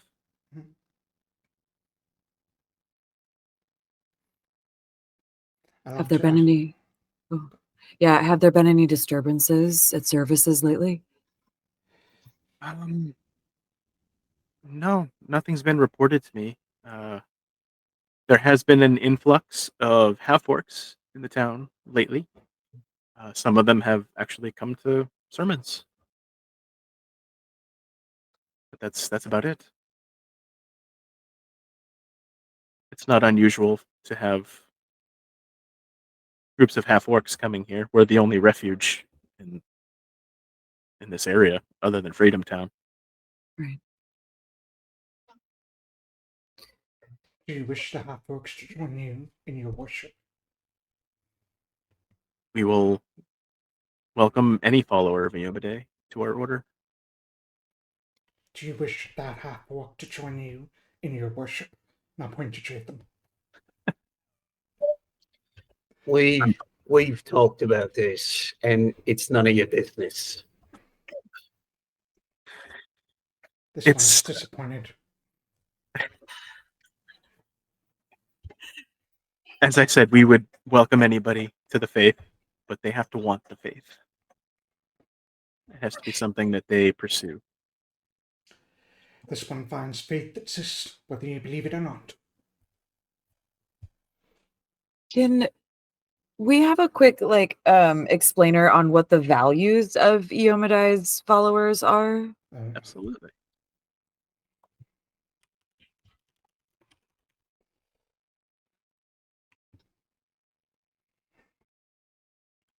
Iyomade.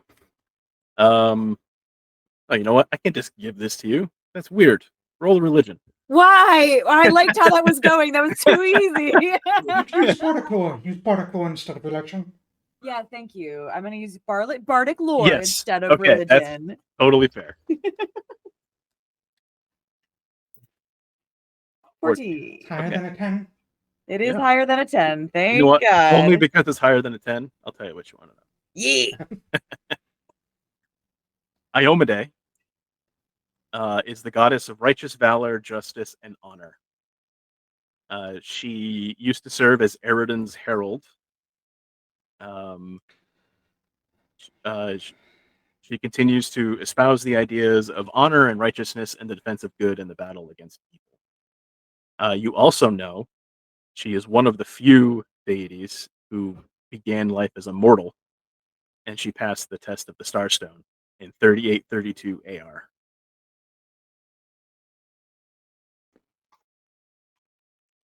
Um,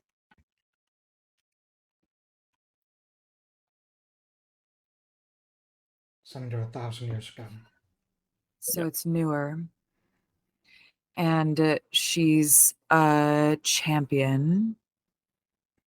Are there I can roll again if you need me to, but I'm curious about it feels weird to be like, who's this religion's enemy? But like, who's this religion's enemy? sure.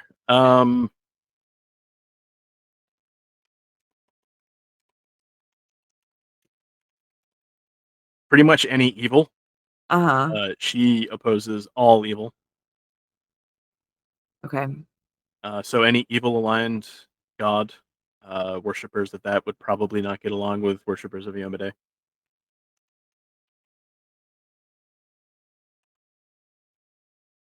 I'm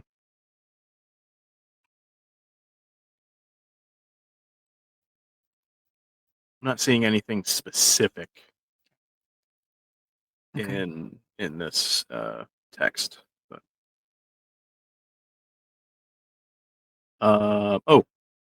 she harbors a grudge against Pharasma for keeping the truth behind Eridan's death a secret. There is also a slight rivalry between Iomade and Irori and their respective followers. Irori's worshippers believe that anyone can achieve divinity through rigorous discipline and self-improvement, and considers achieving godhood via a magical artifact as cheating. Those are both good gods, Pharasma and Ira. With the exception of Asmodeus, Iomade never associates or parleys with evil gods or fiends. She treats the Lord of Hell with extreme caution and never in more than an advisory role.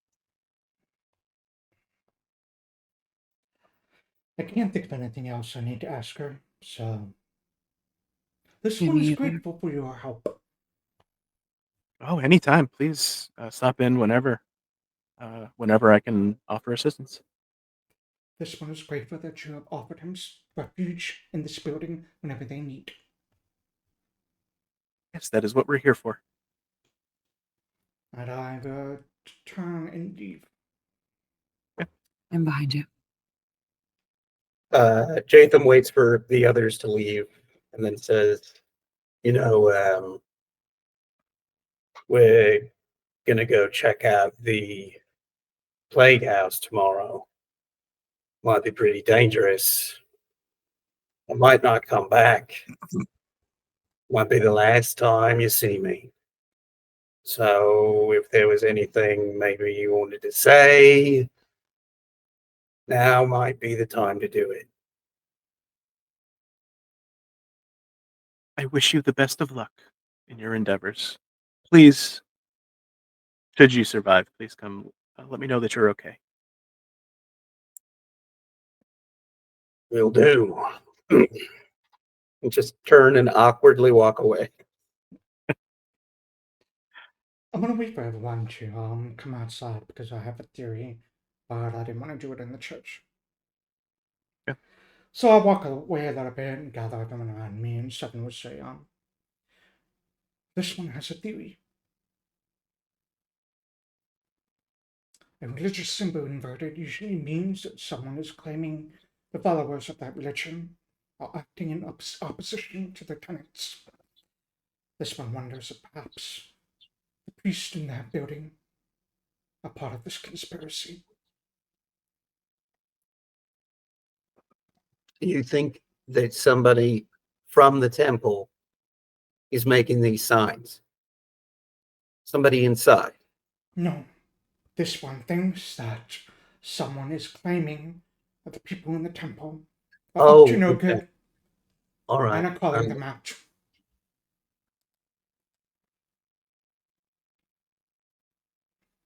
As a warning, as a threat.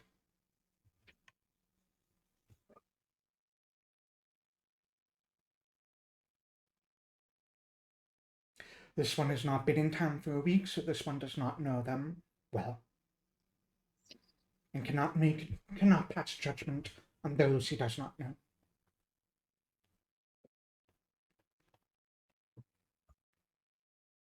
I'm trying to think. So that's interesting. I think that's. It is only a theory. This one is not Well, making any claims. I'm trying to think about like the role of the church, right? A church that values honor, and we're in Trunau where everybody is required to serve in the militia, right? So, but the clergy is a part of that, yes? To a certain extent, yes, they will Okay. help with. They may not, unless. Well, actually, yeah, Yomede's followers would fight if needed. Okay, But they also do heal. sure. Yeah.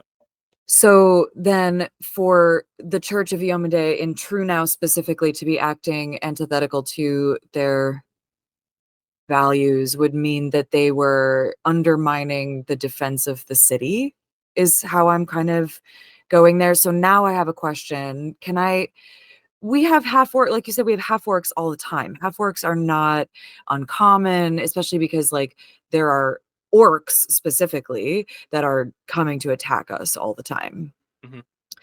Are there, though, pockets of people, there's always the racists, for lack of a better term, right? That would see an influx of half orcs at Iomede's church as like indicative of them being more aligned with orcs than others, and take offense to that. Um, it's definitely possible. I want to show you the symbol of Yomede Yeah. because it is inverted all on its own. Oh, That's just how it is. okay. And the symbol that is being drawn looks similar to this, but it's not. It's not identical. And as Tayari said, any follower of Yomede would be able to draw this sigil in their sleep. Hmm. And it's Uh, not like And it doesn't have the sunburst. The graffiti does not have the sunburst around it. It's just the inverted sword. Can I ask, does it seem like whoever is making it is like trying to make the image and doing a bad job because they're amateurs, or does it seem like they're purposely altering it? Hmm. Is it the same symbol over and over again, like with the same variations? When you look at them, there are subtle differences in all of them that make you think somebody is trying to recreate it and doing a poor job. Okay, Hmm. makes sense. Yeah, they're not all identical. The blade is longer in some than others. The crossguard might be crooked in one. The pommel might be a different size in some than others. So it's very clear to you, or you would probably think that somebody's just trying to recreate this sword and doing a bad job at it. Okay, Um, the that answers my reason, question. yeah, you don't know the reason. Yeah. What time is it right now? It's 8 o'clock. In real Um, life? 8 o'clock for No. you guys, 9 for me. No, We I mean in probably game. I meant In in the game. game. in game. You walk out of the temple. It's getting very close to sunset. You probably have an opportunity to visit one more place, as long as it's not like on the other side of town, before shops start closing and people start retiring and going to the bars for drinks and stuff. Looking at my notes, it was...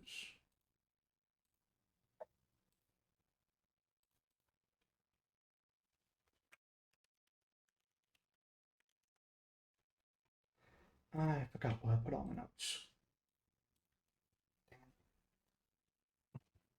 I always regret not taking notes, but I never do. Yeah, I'm pretty bad at it myself. But If only we were recording this and yeah, had a That's something to like look back studying, though. Yeah.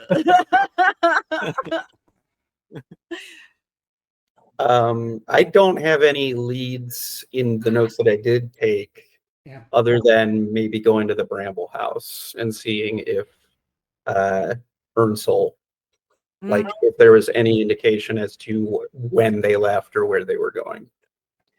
And So you followed up on the knife with Sarah and with Brynja Oh, knife. Mhm. and with Kirst. You followed up with Katrezra on Brynja's Kirst's recommendation to check out the temple.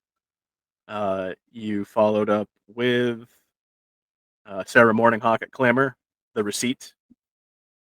You have a brief description of the person that paid Cham to leave his name off the books, and it was like Blonde-haired. a blonde-haired human man. The only other lead you have that you have not followed up on right now is the Plague House. Which also, I would, now that Yeah, we're this- outside of the church, I would let you know, I don't know, Seven, if you picked up on this, but I wanted Krezra to hear me say that just in case he was tipping somebody off to like send them to the whatever. Okay. Okay. I would say that. Let me clarify. Richard caught it. Seven didn't. Well, Seven, I'm telling Seven to their face now. So Oh, yeah, that I don't know that I don't know that I believe that he has malintent. But he was the only person that Roderick talked to about this whole investigation, and he was murdered after he told him that he was going to the Plague House. And he didn't even make it to the Plague House, you know? well, if he is the only one that knows, then if we are attacked, then we can suspect him. Exactly. Because none of us has told anyone else that we are going to the Plague House. Oh shoot, we just did tell other person that we I don't know. wait, we don't know that. You guys don't know that. Oh, that's right. That's yes, good that we enacted that plan well Yeah, executed. I hear that like Jaytham hears this and does not think that it's necessary to tell anyone that they're going to the Plague House. He trusts Tiari with his life. Tiari would never betray him. That's fair. If the goal is the Plague House, you probably will want to wait till tomorrow unless you want to go at night. Well, I gotta drop this wolf off at my house before I go. I have a shift tonight. I need to go to the bar. I'm drinking with Sarah Morningstar and her wife. I do have an intent to just like spend my shift at the bar listening into the people of the town and how they're reacting to this whole thing. Sure. But if we're going to do anything else, other people can do that first. Seven doesn't have anything that he wants to do, so Seven probably is going to go to the inn, get some sleep, and rest. There is more of the journal to read too. Yeah. Well, Jaytham and David have the journal right now. Oh, so. That's right. That's right. Oh. So, sorry, go ahead. No, I was going to say, I think we should decide where you want to go for the night. If Esther is going to stop at home and then go to the bar, Seven's going to go back to the inn and get some sleep. Esther and David have homes in town. So you can, obviously, if you don't want to go back to the Ramble House, you two would want to go to your homes. Yeah. But that's up to you. Cham had said that you could keep your rooms at the Ramble House for as long as you need while investigating. So this one might recommend staying close to each other. If Roderick was killed while investigating, perhaps they will attempt to murder us as well. I'll have to ask Cham if I can keep the wolf in the back.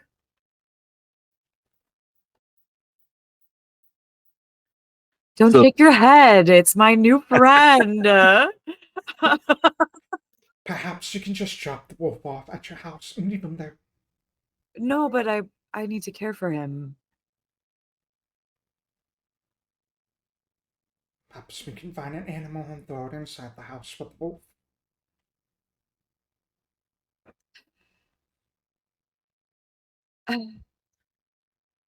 All right, how about this? There's 4 of us.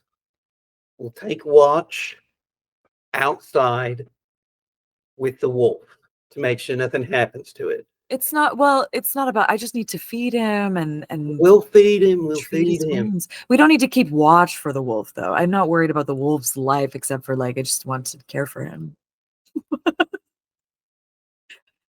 Well, this So will I'm make not sure that the wolf gets a nice rest too. So, all right. If you were to ask Cham, she Yeah. would probably allow you to keep the wolf in your room, provided that it doesn't make a lot of noise. If it's gonna make noise, she's gonna have to make you leave. Well, but can I tie it up out back? Like, Sure. Yeah. like You can behind, find a place. yeah, not necessarily behind the stable because that would scare the horses, but like uh, in the wood shop. Is there a wood shop nearby? I don't know. What's happening? You can find a place behind the Ramble House Great. that is not near the horses where you can just tie the wolf up. Or I could also take it with me to the bar, for my shift. Yeah. And tie it up back there. I'm sure Rabus won't have any. He's probably a little scared of you, so he probably wouldn't. Is it Why is dog-friendly anybody? bar? Is it a dog friendly bar? Yeah. I Okay. don't know. I just made that up. If Esther says it's a dog friendly bar, it's a dog friendly bar. Okay. If your bar ain't dog friendly, I don't want to go. Honestly. Sure. So is everybody planning on staying at the Ramble House? Yeah. Okay. I am at least. I will. Yeah. Jaytham? Yeah, we'll stay there. So we're gonna have you in the same rooms that you had been in. Esther, you go to your shift. Yeah, I have an ability that allows me to like, what is it? Hang on. Carouse. I'm a hobnobber. The Yep. gather information exploration activity takes me half as long. I'm not a master in diplomacy. But I can collect rumors. This isn't technically exploration, but the rest of it fits. So go ahead and roll diplomacy. Okay. Let's see if you can get some information out of the people at the bar. Come on. It's a 10. Ugh. And that's after my bonuses too. Yeah, 4 on the die plus 6 is 10. Ugh. I need to restart Foundry. it's an abnormally loud night here. People are getting raucous and drunk. You're having a very hard time picking up distinct conversations among the noise tonight. I think I probably got a little accidentally too drunk as well with Sarah and her wife. What's her wife's name again? I forgot. Her wife's name is Agrit Stagensdar. Yeah, Sarah and Agrit. We get a little in the what's the phrase? We do that. We're drinking in memory of Roderick and Sure. I forget what I'm supposed to do. Okay. In your cups. And thank you. That is the phrase I was looking for. Yes, you are in many, many cups. Many. You stumble your way back to the with a wolf in my skirts. With a wolf in your skirts. Is it still unconscious? How long does this wolf stay unconscious? No, it's probably awake by now. I'm gonna say it's like it's no longer like hostile to you. Great. But it looks a little weirded out. I brought it a steak, one of our leftover steaks, when we closed, to feed it. You've also been like swaddling it in your skirts all day, so it smells a little bit. It can smell you, and like your scent is on him, and he's sort of like becoming accustomed to your presence. And also, you get the sense that with your treat disease and stuff, a lot of his behavior had to do with the disease and the fleas. But your treat disease helped with that. Great. So he seems to be a little more docile at the moment. Great. I will lead him to the Ramble House. Yes, head to the Ramble House. I think that is where we will take a very short break. And then we will come back in 5-10-ish minutes, and we will finish up. Okay.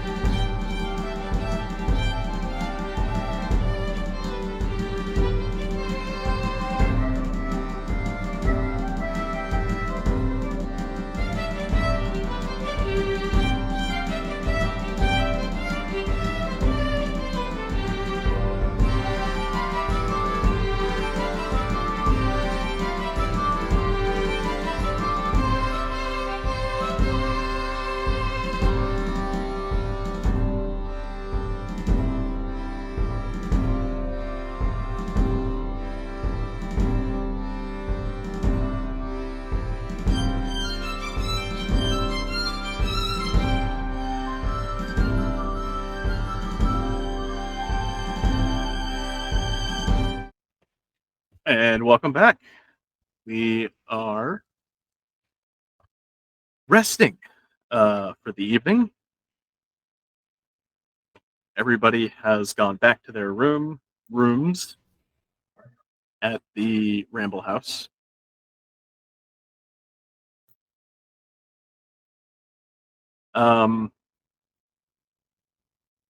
Who is rooming with who again? I was just gonna say it was me and Jaytham because he didn't Yeah. sleep, and I thought that was suspicious. Right. Okay. Yeah, I was with So- David, my eyes open all night. We're gonna do.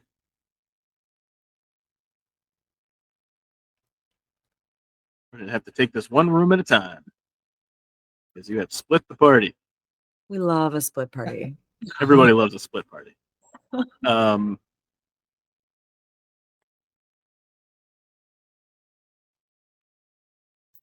Okay. Activate.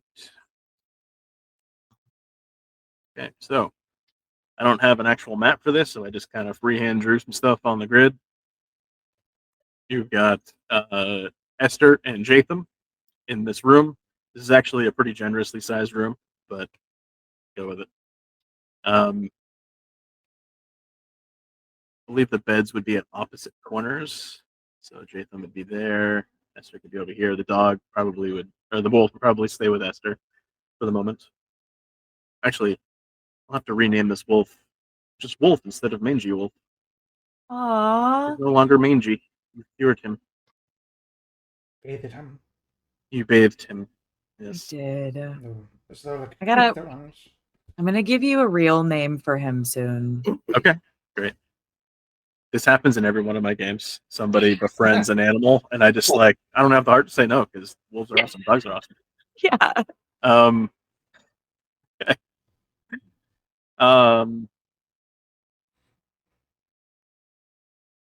So Esther and Jaytham. Who is? Are you both sleeping at the same time? Is Jaytham not sleeping? Like what's? I think that Jaytham would sleep eventually. Now that he knows Esther a little bit better and kind of trusts her, I think he would sleep. Before we go to sleep, Esther is brushing the dog. I'm trying to get the wolf. I'm trying to get the fleas out of his coat as much as I can as before bed. And I was probably really quiet for most of the night after we turned in, just watching you, Jaytham, because I was legitimately, you've been really on edge this whole time. And so I'm but before I see you laying down to sleep, I would be like, why are you here? Because she asked me to be. Who? You know who.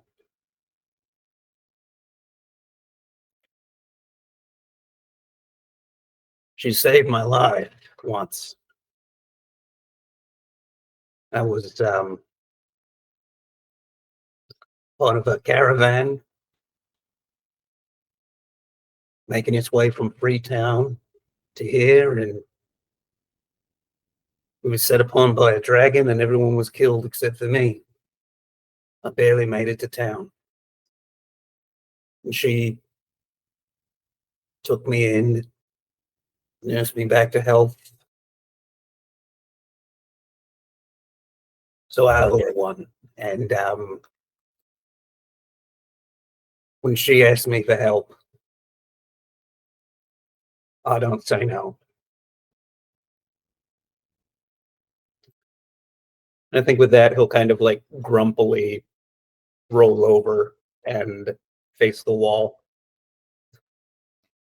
The last thing I'll say is I'll just say I don't think that she would appreciate knowing your methods going around in her name like that. Well, the less she knows, the better. I don't respond to that. I just brush the dog and I'm going to go to sleep. I just go to sleep after you. You both settle down.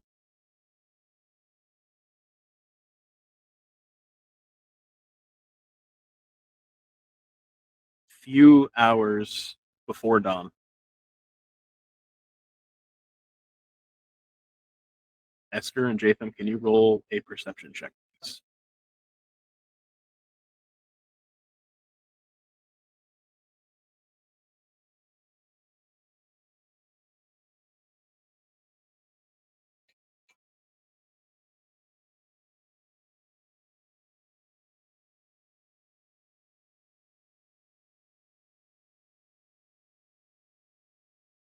There is one window in this room, and it's on this wall.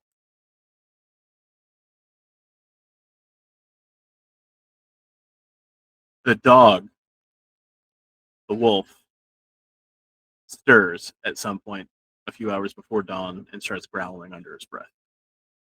Esther, that kind of jars you awake. Jaytham, you hear the growling. It kind of pulls you out of your sleep. And you both hear what sounds to be scratching on that window. And as you're watching, you can see the thin blade of a dagger sliding under the window. And very slowly, the window beginning to pull up.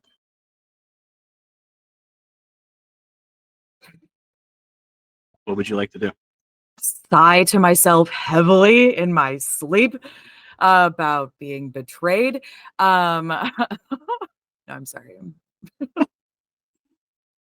I'm going to, as stealthily as possible, like roll out of bed and get my shield and warhammer at the ready and not say anything. I Okay. see that Esther is awake, right? I Yes. think, yeah, Okay. we make eye contact. I would look to make sure that you were hearing it and seeing it too. You will have time to grab your weapons. You do not have time to put your armor back on. Okay. So on your Okay. inventory, make sure your armor is off. Okay. You both ready yourselves for this unwanted intrusion. And Esther, you're the one closest to the window. And as you're watching, first an arm, and then two, and then a torso of a human crawls over the edge.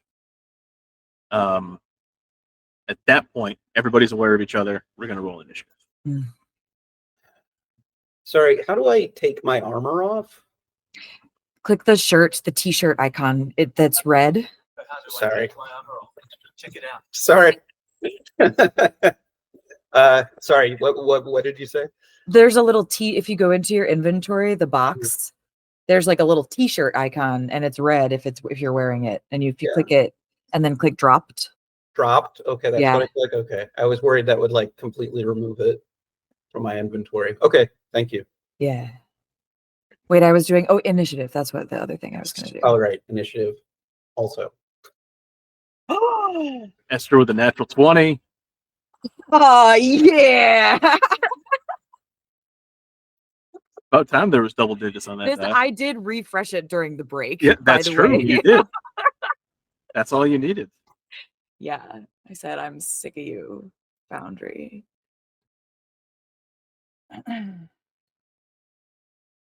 All right.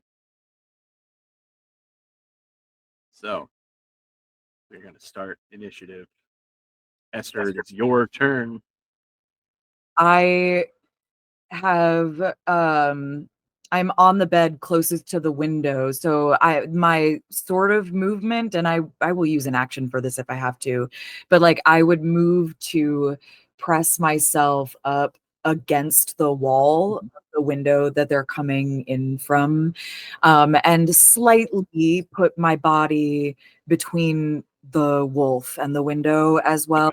More as like a gesture of like pack tactics with the wolf than like to actually protect it, but just so like we're getting that vibe. And then I want to try to slice their arm off with my longsword. Please. Sure, Thank absolutely. you. Here, okay, so that, no, this, no. How do I? First, click the token of the enemy you're targeting. Right. Got to target. Then Got to hit target it. T. Mm-hmm. And then on your actions tab, On my your yes. well, There you are. you were aware of the of them, so we'll say it was already drawn because you Right. woke up beforehand. Thank you.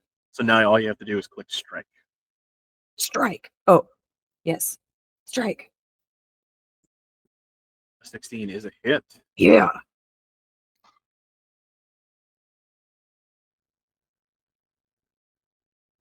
Oh, I got to roll damage. Yes. Click that Great. damage button in the chat there. There we go. All right. 5. 5 points of damage. A palpable hit right off the bat. A very palpable hit.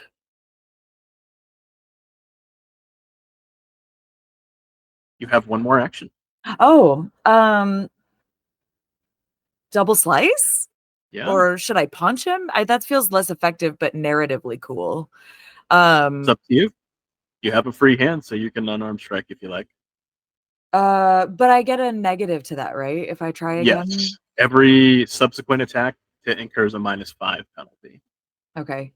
Let me read some things here briefly.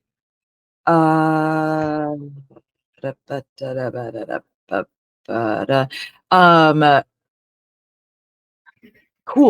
I will get I'm gonna use my last action actually to cast Courageous Anthem. Okay. But I'm not singing. I think all I'm going to say is hang on. I have an inspiration, but I want to phrase it right. Because I'm casting this mostly for Jaytham's benefit, right? Yep. So I whisper to him after I strike, not whisper, I say to him, for Tiari and for Trunau. Ooh, very good. So go ahead and click Courageous Gotta Anthem. do it. Yeah. Yeah. Right there. Jaytham, if you would like, in the chat, drag that spell effect onto your token. Please tell me I had to shut my stream. Can everybody see my awesome glowing feature right now? Yes, it's very cool. So good. All right, there, I did it. Esther is also affected by Courageous Anthem. So I am. drag that over there for you. All right, that was Esther's turn. And the wolf. Next up is the wolf, who is just growling in the corner behind Esther. I believe it is going to try and protect the person who has been caring for it all day. Wait, the Was wolf. this You said going- the wolf was affected by my Courageous Anthem too, right? Does that help? Oh, yes, it is, because it is an ally of yours. Great. It is going to dart around Esther and then try to bite the person attacking.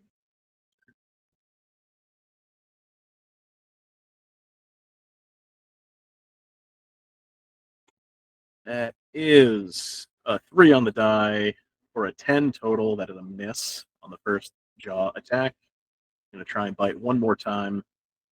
-5. That will also not hit. He's a little out of his element. You've seen dogs when they first wake up. He doesn't know where he is. Also inside as Also a wolf. inside, yeah, Like he's out of his element. Jaytham, it is your turn. I'm gonna move over here for my first action. Oh, hold on. And I'm going to attack non-lethally. Okay. Strike.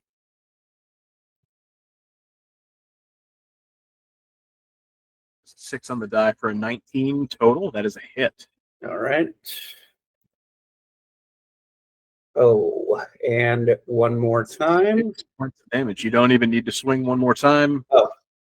That person falls to the ground, unconscious because you chose non-lethal. I look at Esther, and I say, "Do you think she would have approved of that?" I don't respond, and I look at. I acknowledge that I heard you, but I don't say words back. But I look down to see who this is. Do I recognize them? You do not recognize them. In fact, outside the window, you hear a curse and someone drop from the wall to the ground. Look out. Who is it? You look out and you see another figure running away. They're limping because it was a good, like 15, 20-foot fall from the outside of the window to the ground. But they are running away now. In what direction? Towards what? They are running towards the gate. Hmm. Yeah, toward the main gate of Trunau. I have some rope, so I will tie this person up. Yeah, you tie that person up. Mhm. They are going to remain unconscious for just a little bit. Meanwhile, we're going to do a little Scooby-Doo transition here. We've got Seven, and we've got David in another room.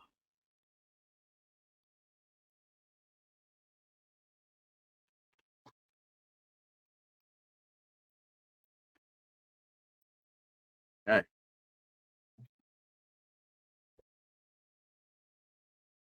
Seven and David, you get to speak with your inner voice tonight as well.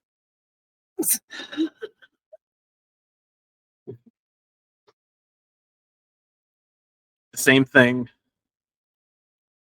Perception checks. is going through. Yes, each of you are going to get a perception check. All right. See if you can hear or any noises wake you up, and it will depend on their rolls as well. Well, natural the 20 rain. for Seven. I mean, do I even try rolling stealth against that? I mean, You can. They man crits at C2. yeah. Well, the stealth would just be against my perception. DC would just be against your stealth, so there's no roll. Oh, right. Either way, Seven, you're a light sleeper. My eyes are open all night. Yes, Just you sleep staring with your at the eyes wall. open, which is very weird. You hear some scratching at the window, and you turn to look, and you see the same thing that Esther saw. You see this slim dagger go under the window, and then slowly start to lift up. Yeah, I'm Would you gonna Seven sits up, like he just like bolts like halfway up, and he's just going to call out, "This room is occupied and recommends that you find somewhere else to sleep." I'll say it loud enough, which I assume will wake up Jaytham. Yes, Not that will Jaytham, wake up David. David.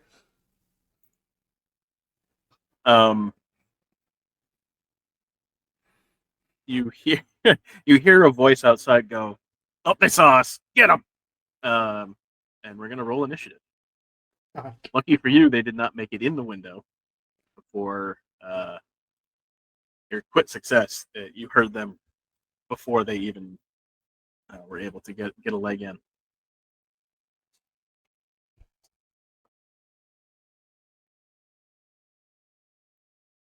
One of them rolled a natural one.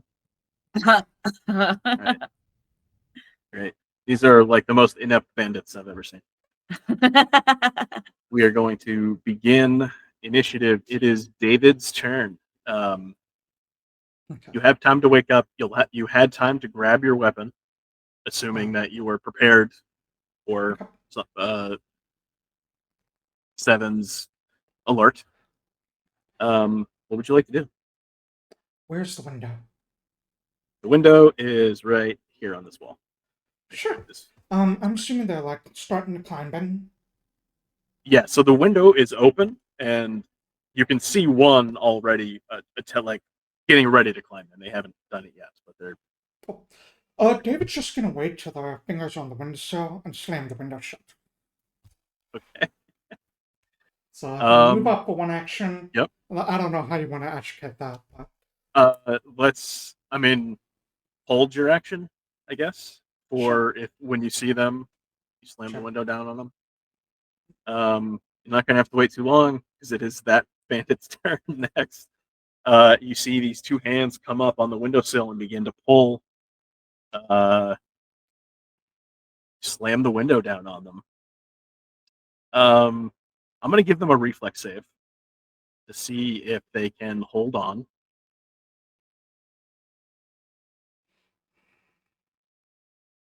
That is a 2 plus 7, so no. Roll a d6.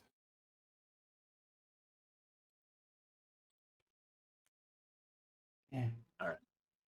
2 points of finger damage. Finger damage is plus damage. Because he failed.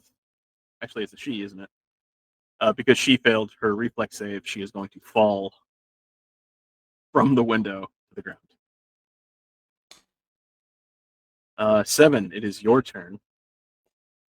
I'm going to. What fun things can I do here?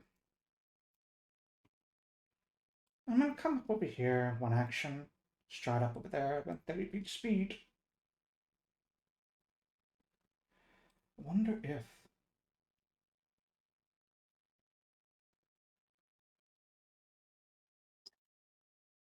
Hmm.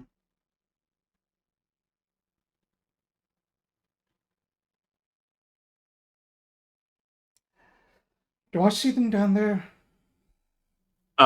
Yes, you're at the window. You can see the one that fell, and just like 5 feet away from you on the side of the building, climbing, you see another one. Um.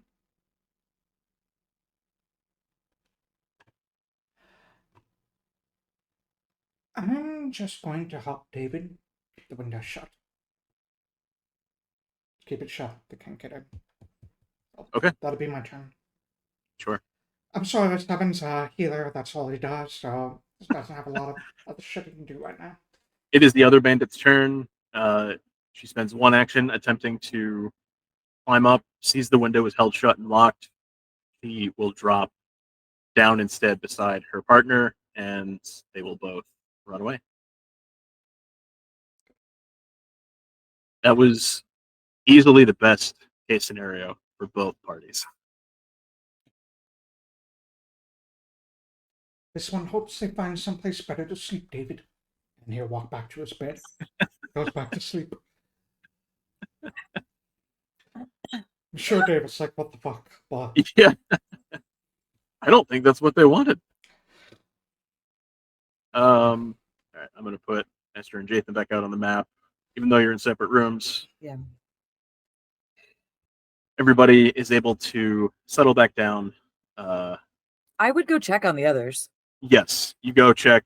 They report similar attempt, but nobody even got in the room, thanks to a Okay. critical success on a perception.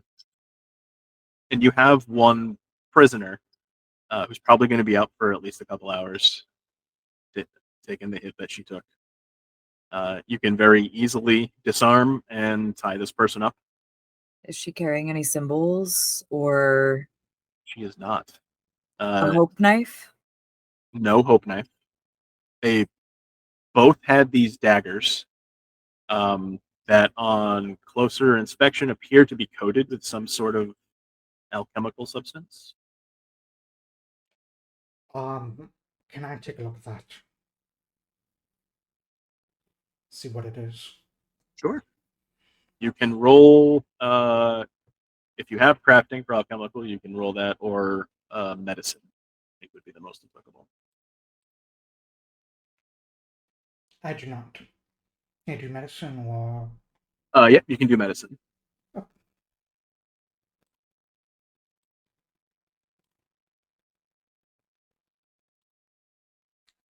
It was a 15 plus 5 for 20. This is a very rare tree frog poison.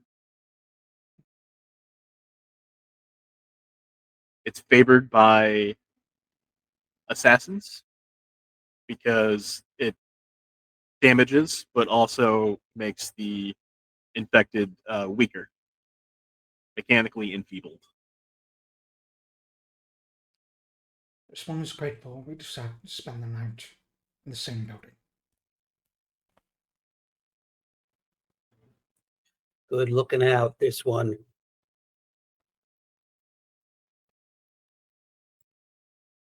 Seven just smiled very proudly at that. Straightens up his back a little, which gives him like an extra 4 inches of height or something. Oh, Does he do that creepy smile? Yeah. Creepy smile with the needle teeth. Those, yep. Great. So I would assume you've still got several hours left. You did not get a full rest, so I'm assuming you're going to go back to sleep to get that full rest. Yeah. You all head back to sleep. Can we take ships for the rest of the night? Maybe. If you would like, sure. Yeah. You can also all be in the same room if you chose to for safety. There's only 2 beds in each room, but you could take the mattresses from one room into the other. Yeah. That seems easy enough. Yeah. And the dog. The wolf will stay with you. Who would like to take first watch? I will. Okay. All right. So everybody is heading to sleep. Esther, you begin to dream. Very suddenly, your dream shifts. It's no longer a dream, but a memory.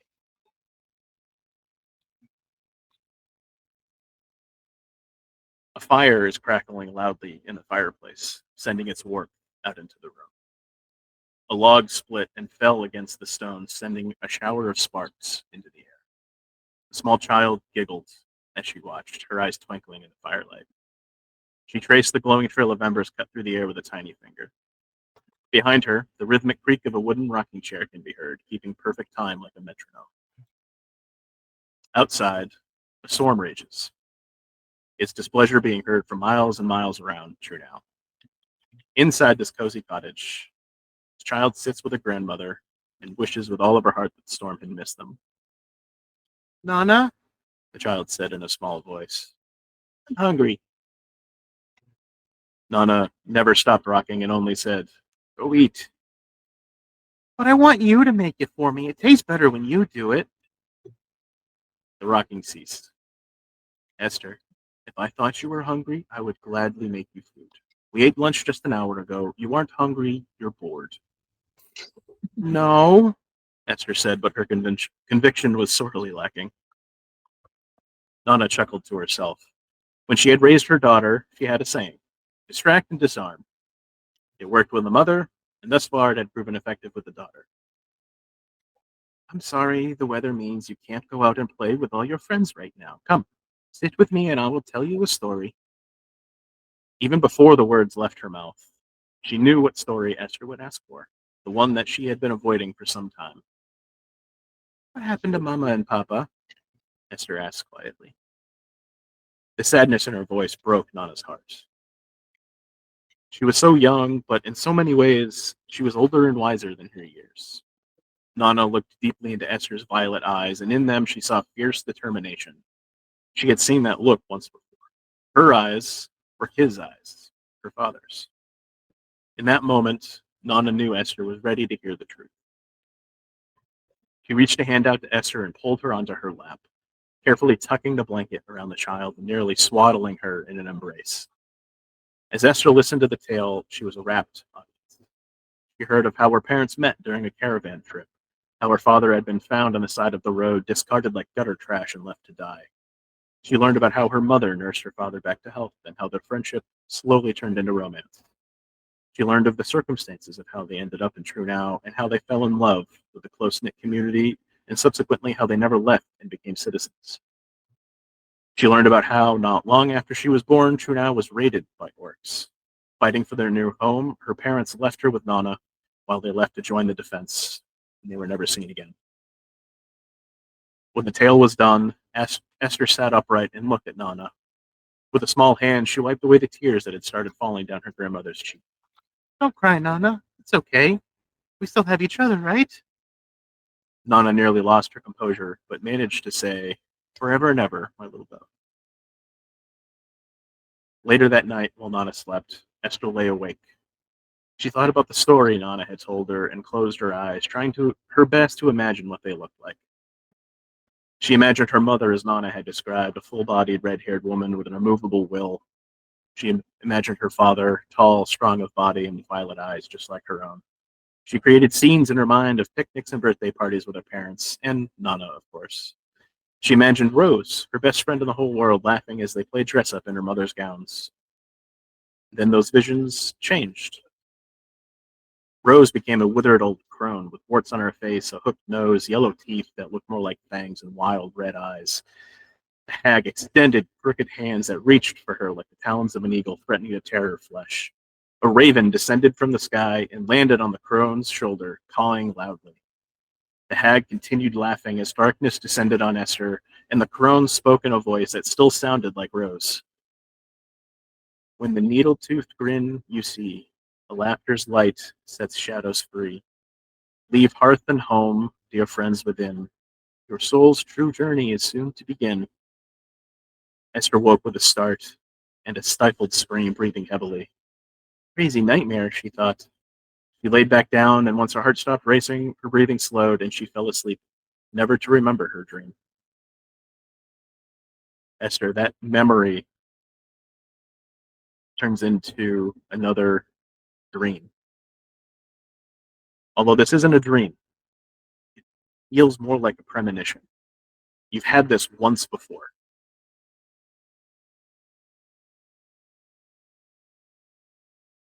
In your dream or your vision, there's a celebration happening, and all of Trunau was there.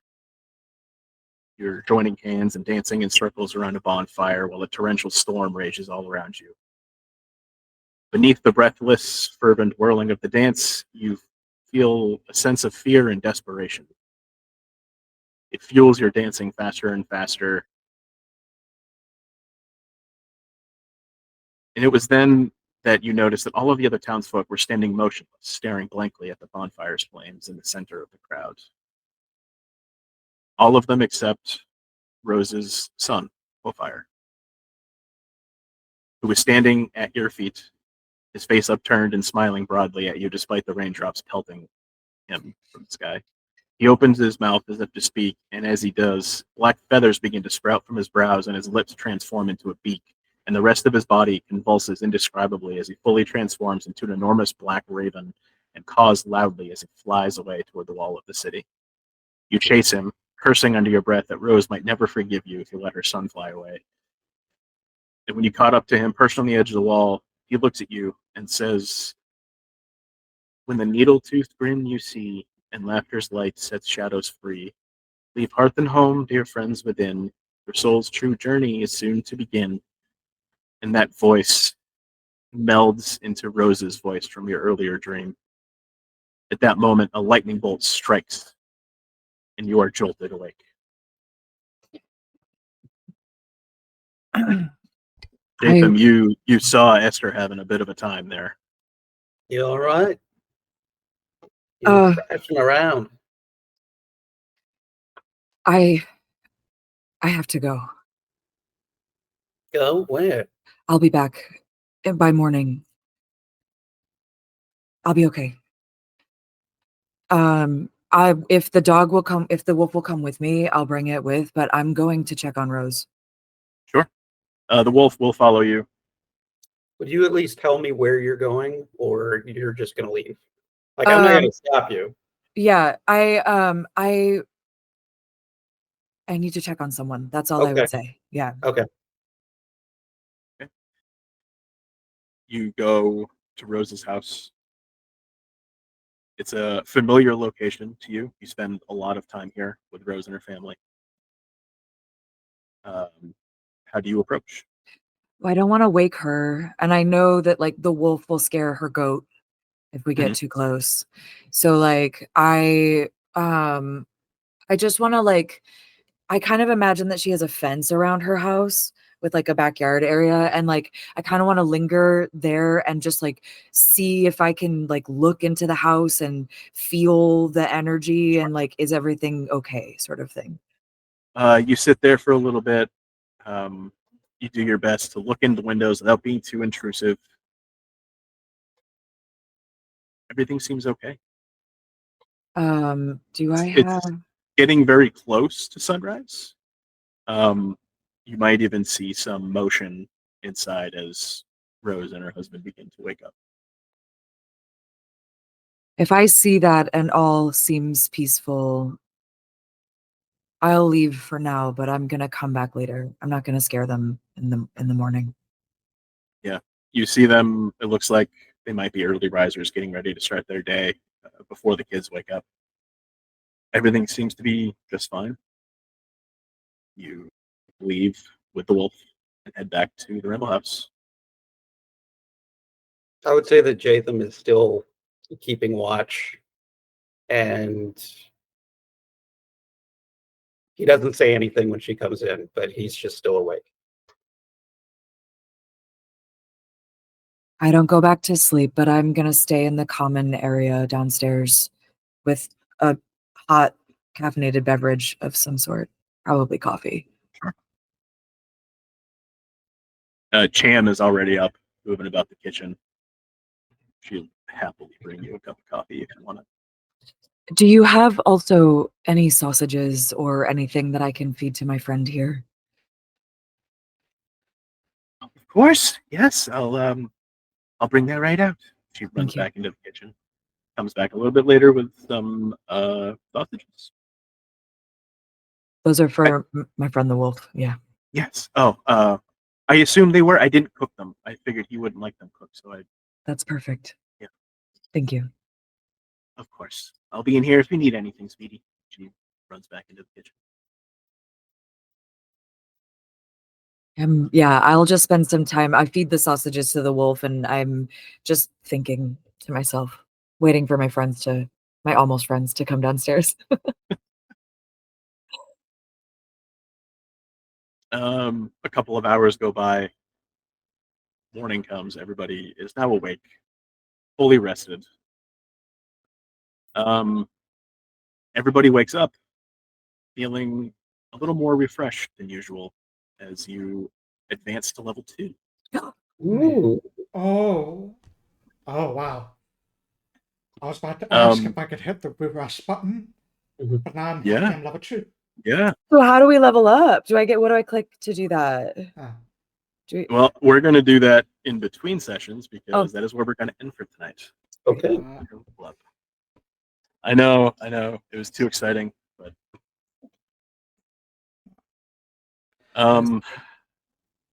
thank you everybody for joining us. We hope you had a great time. I hope the players, of course, had a great time. Our next game is scheduled for the 4th. Not 100% sure if that will go on. We think it will. If it doesn't, we will reschedule. Tentatively, our next game will be on August 4th. Yay. Yay. Thank you very much, everybody. Have a great night, and come see Rough Magic. At Fan Expo. We're going to be at Fan Expo from Fan August Expo. 16th to 18th. We're running games. Come play games with us. It's going to be real fun. See you there. Bye. Good night. Bye. Bye.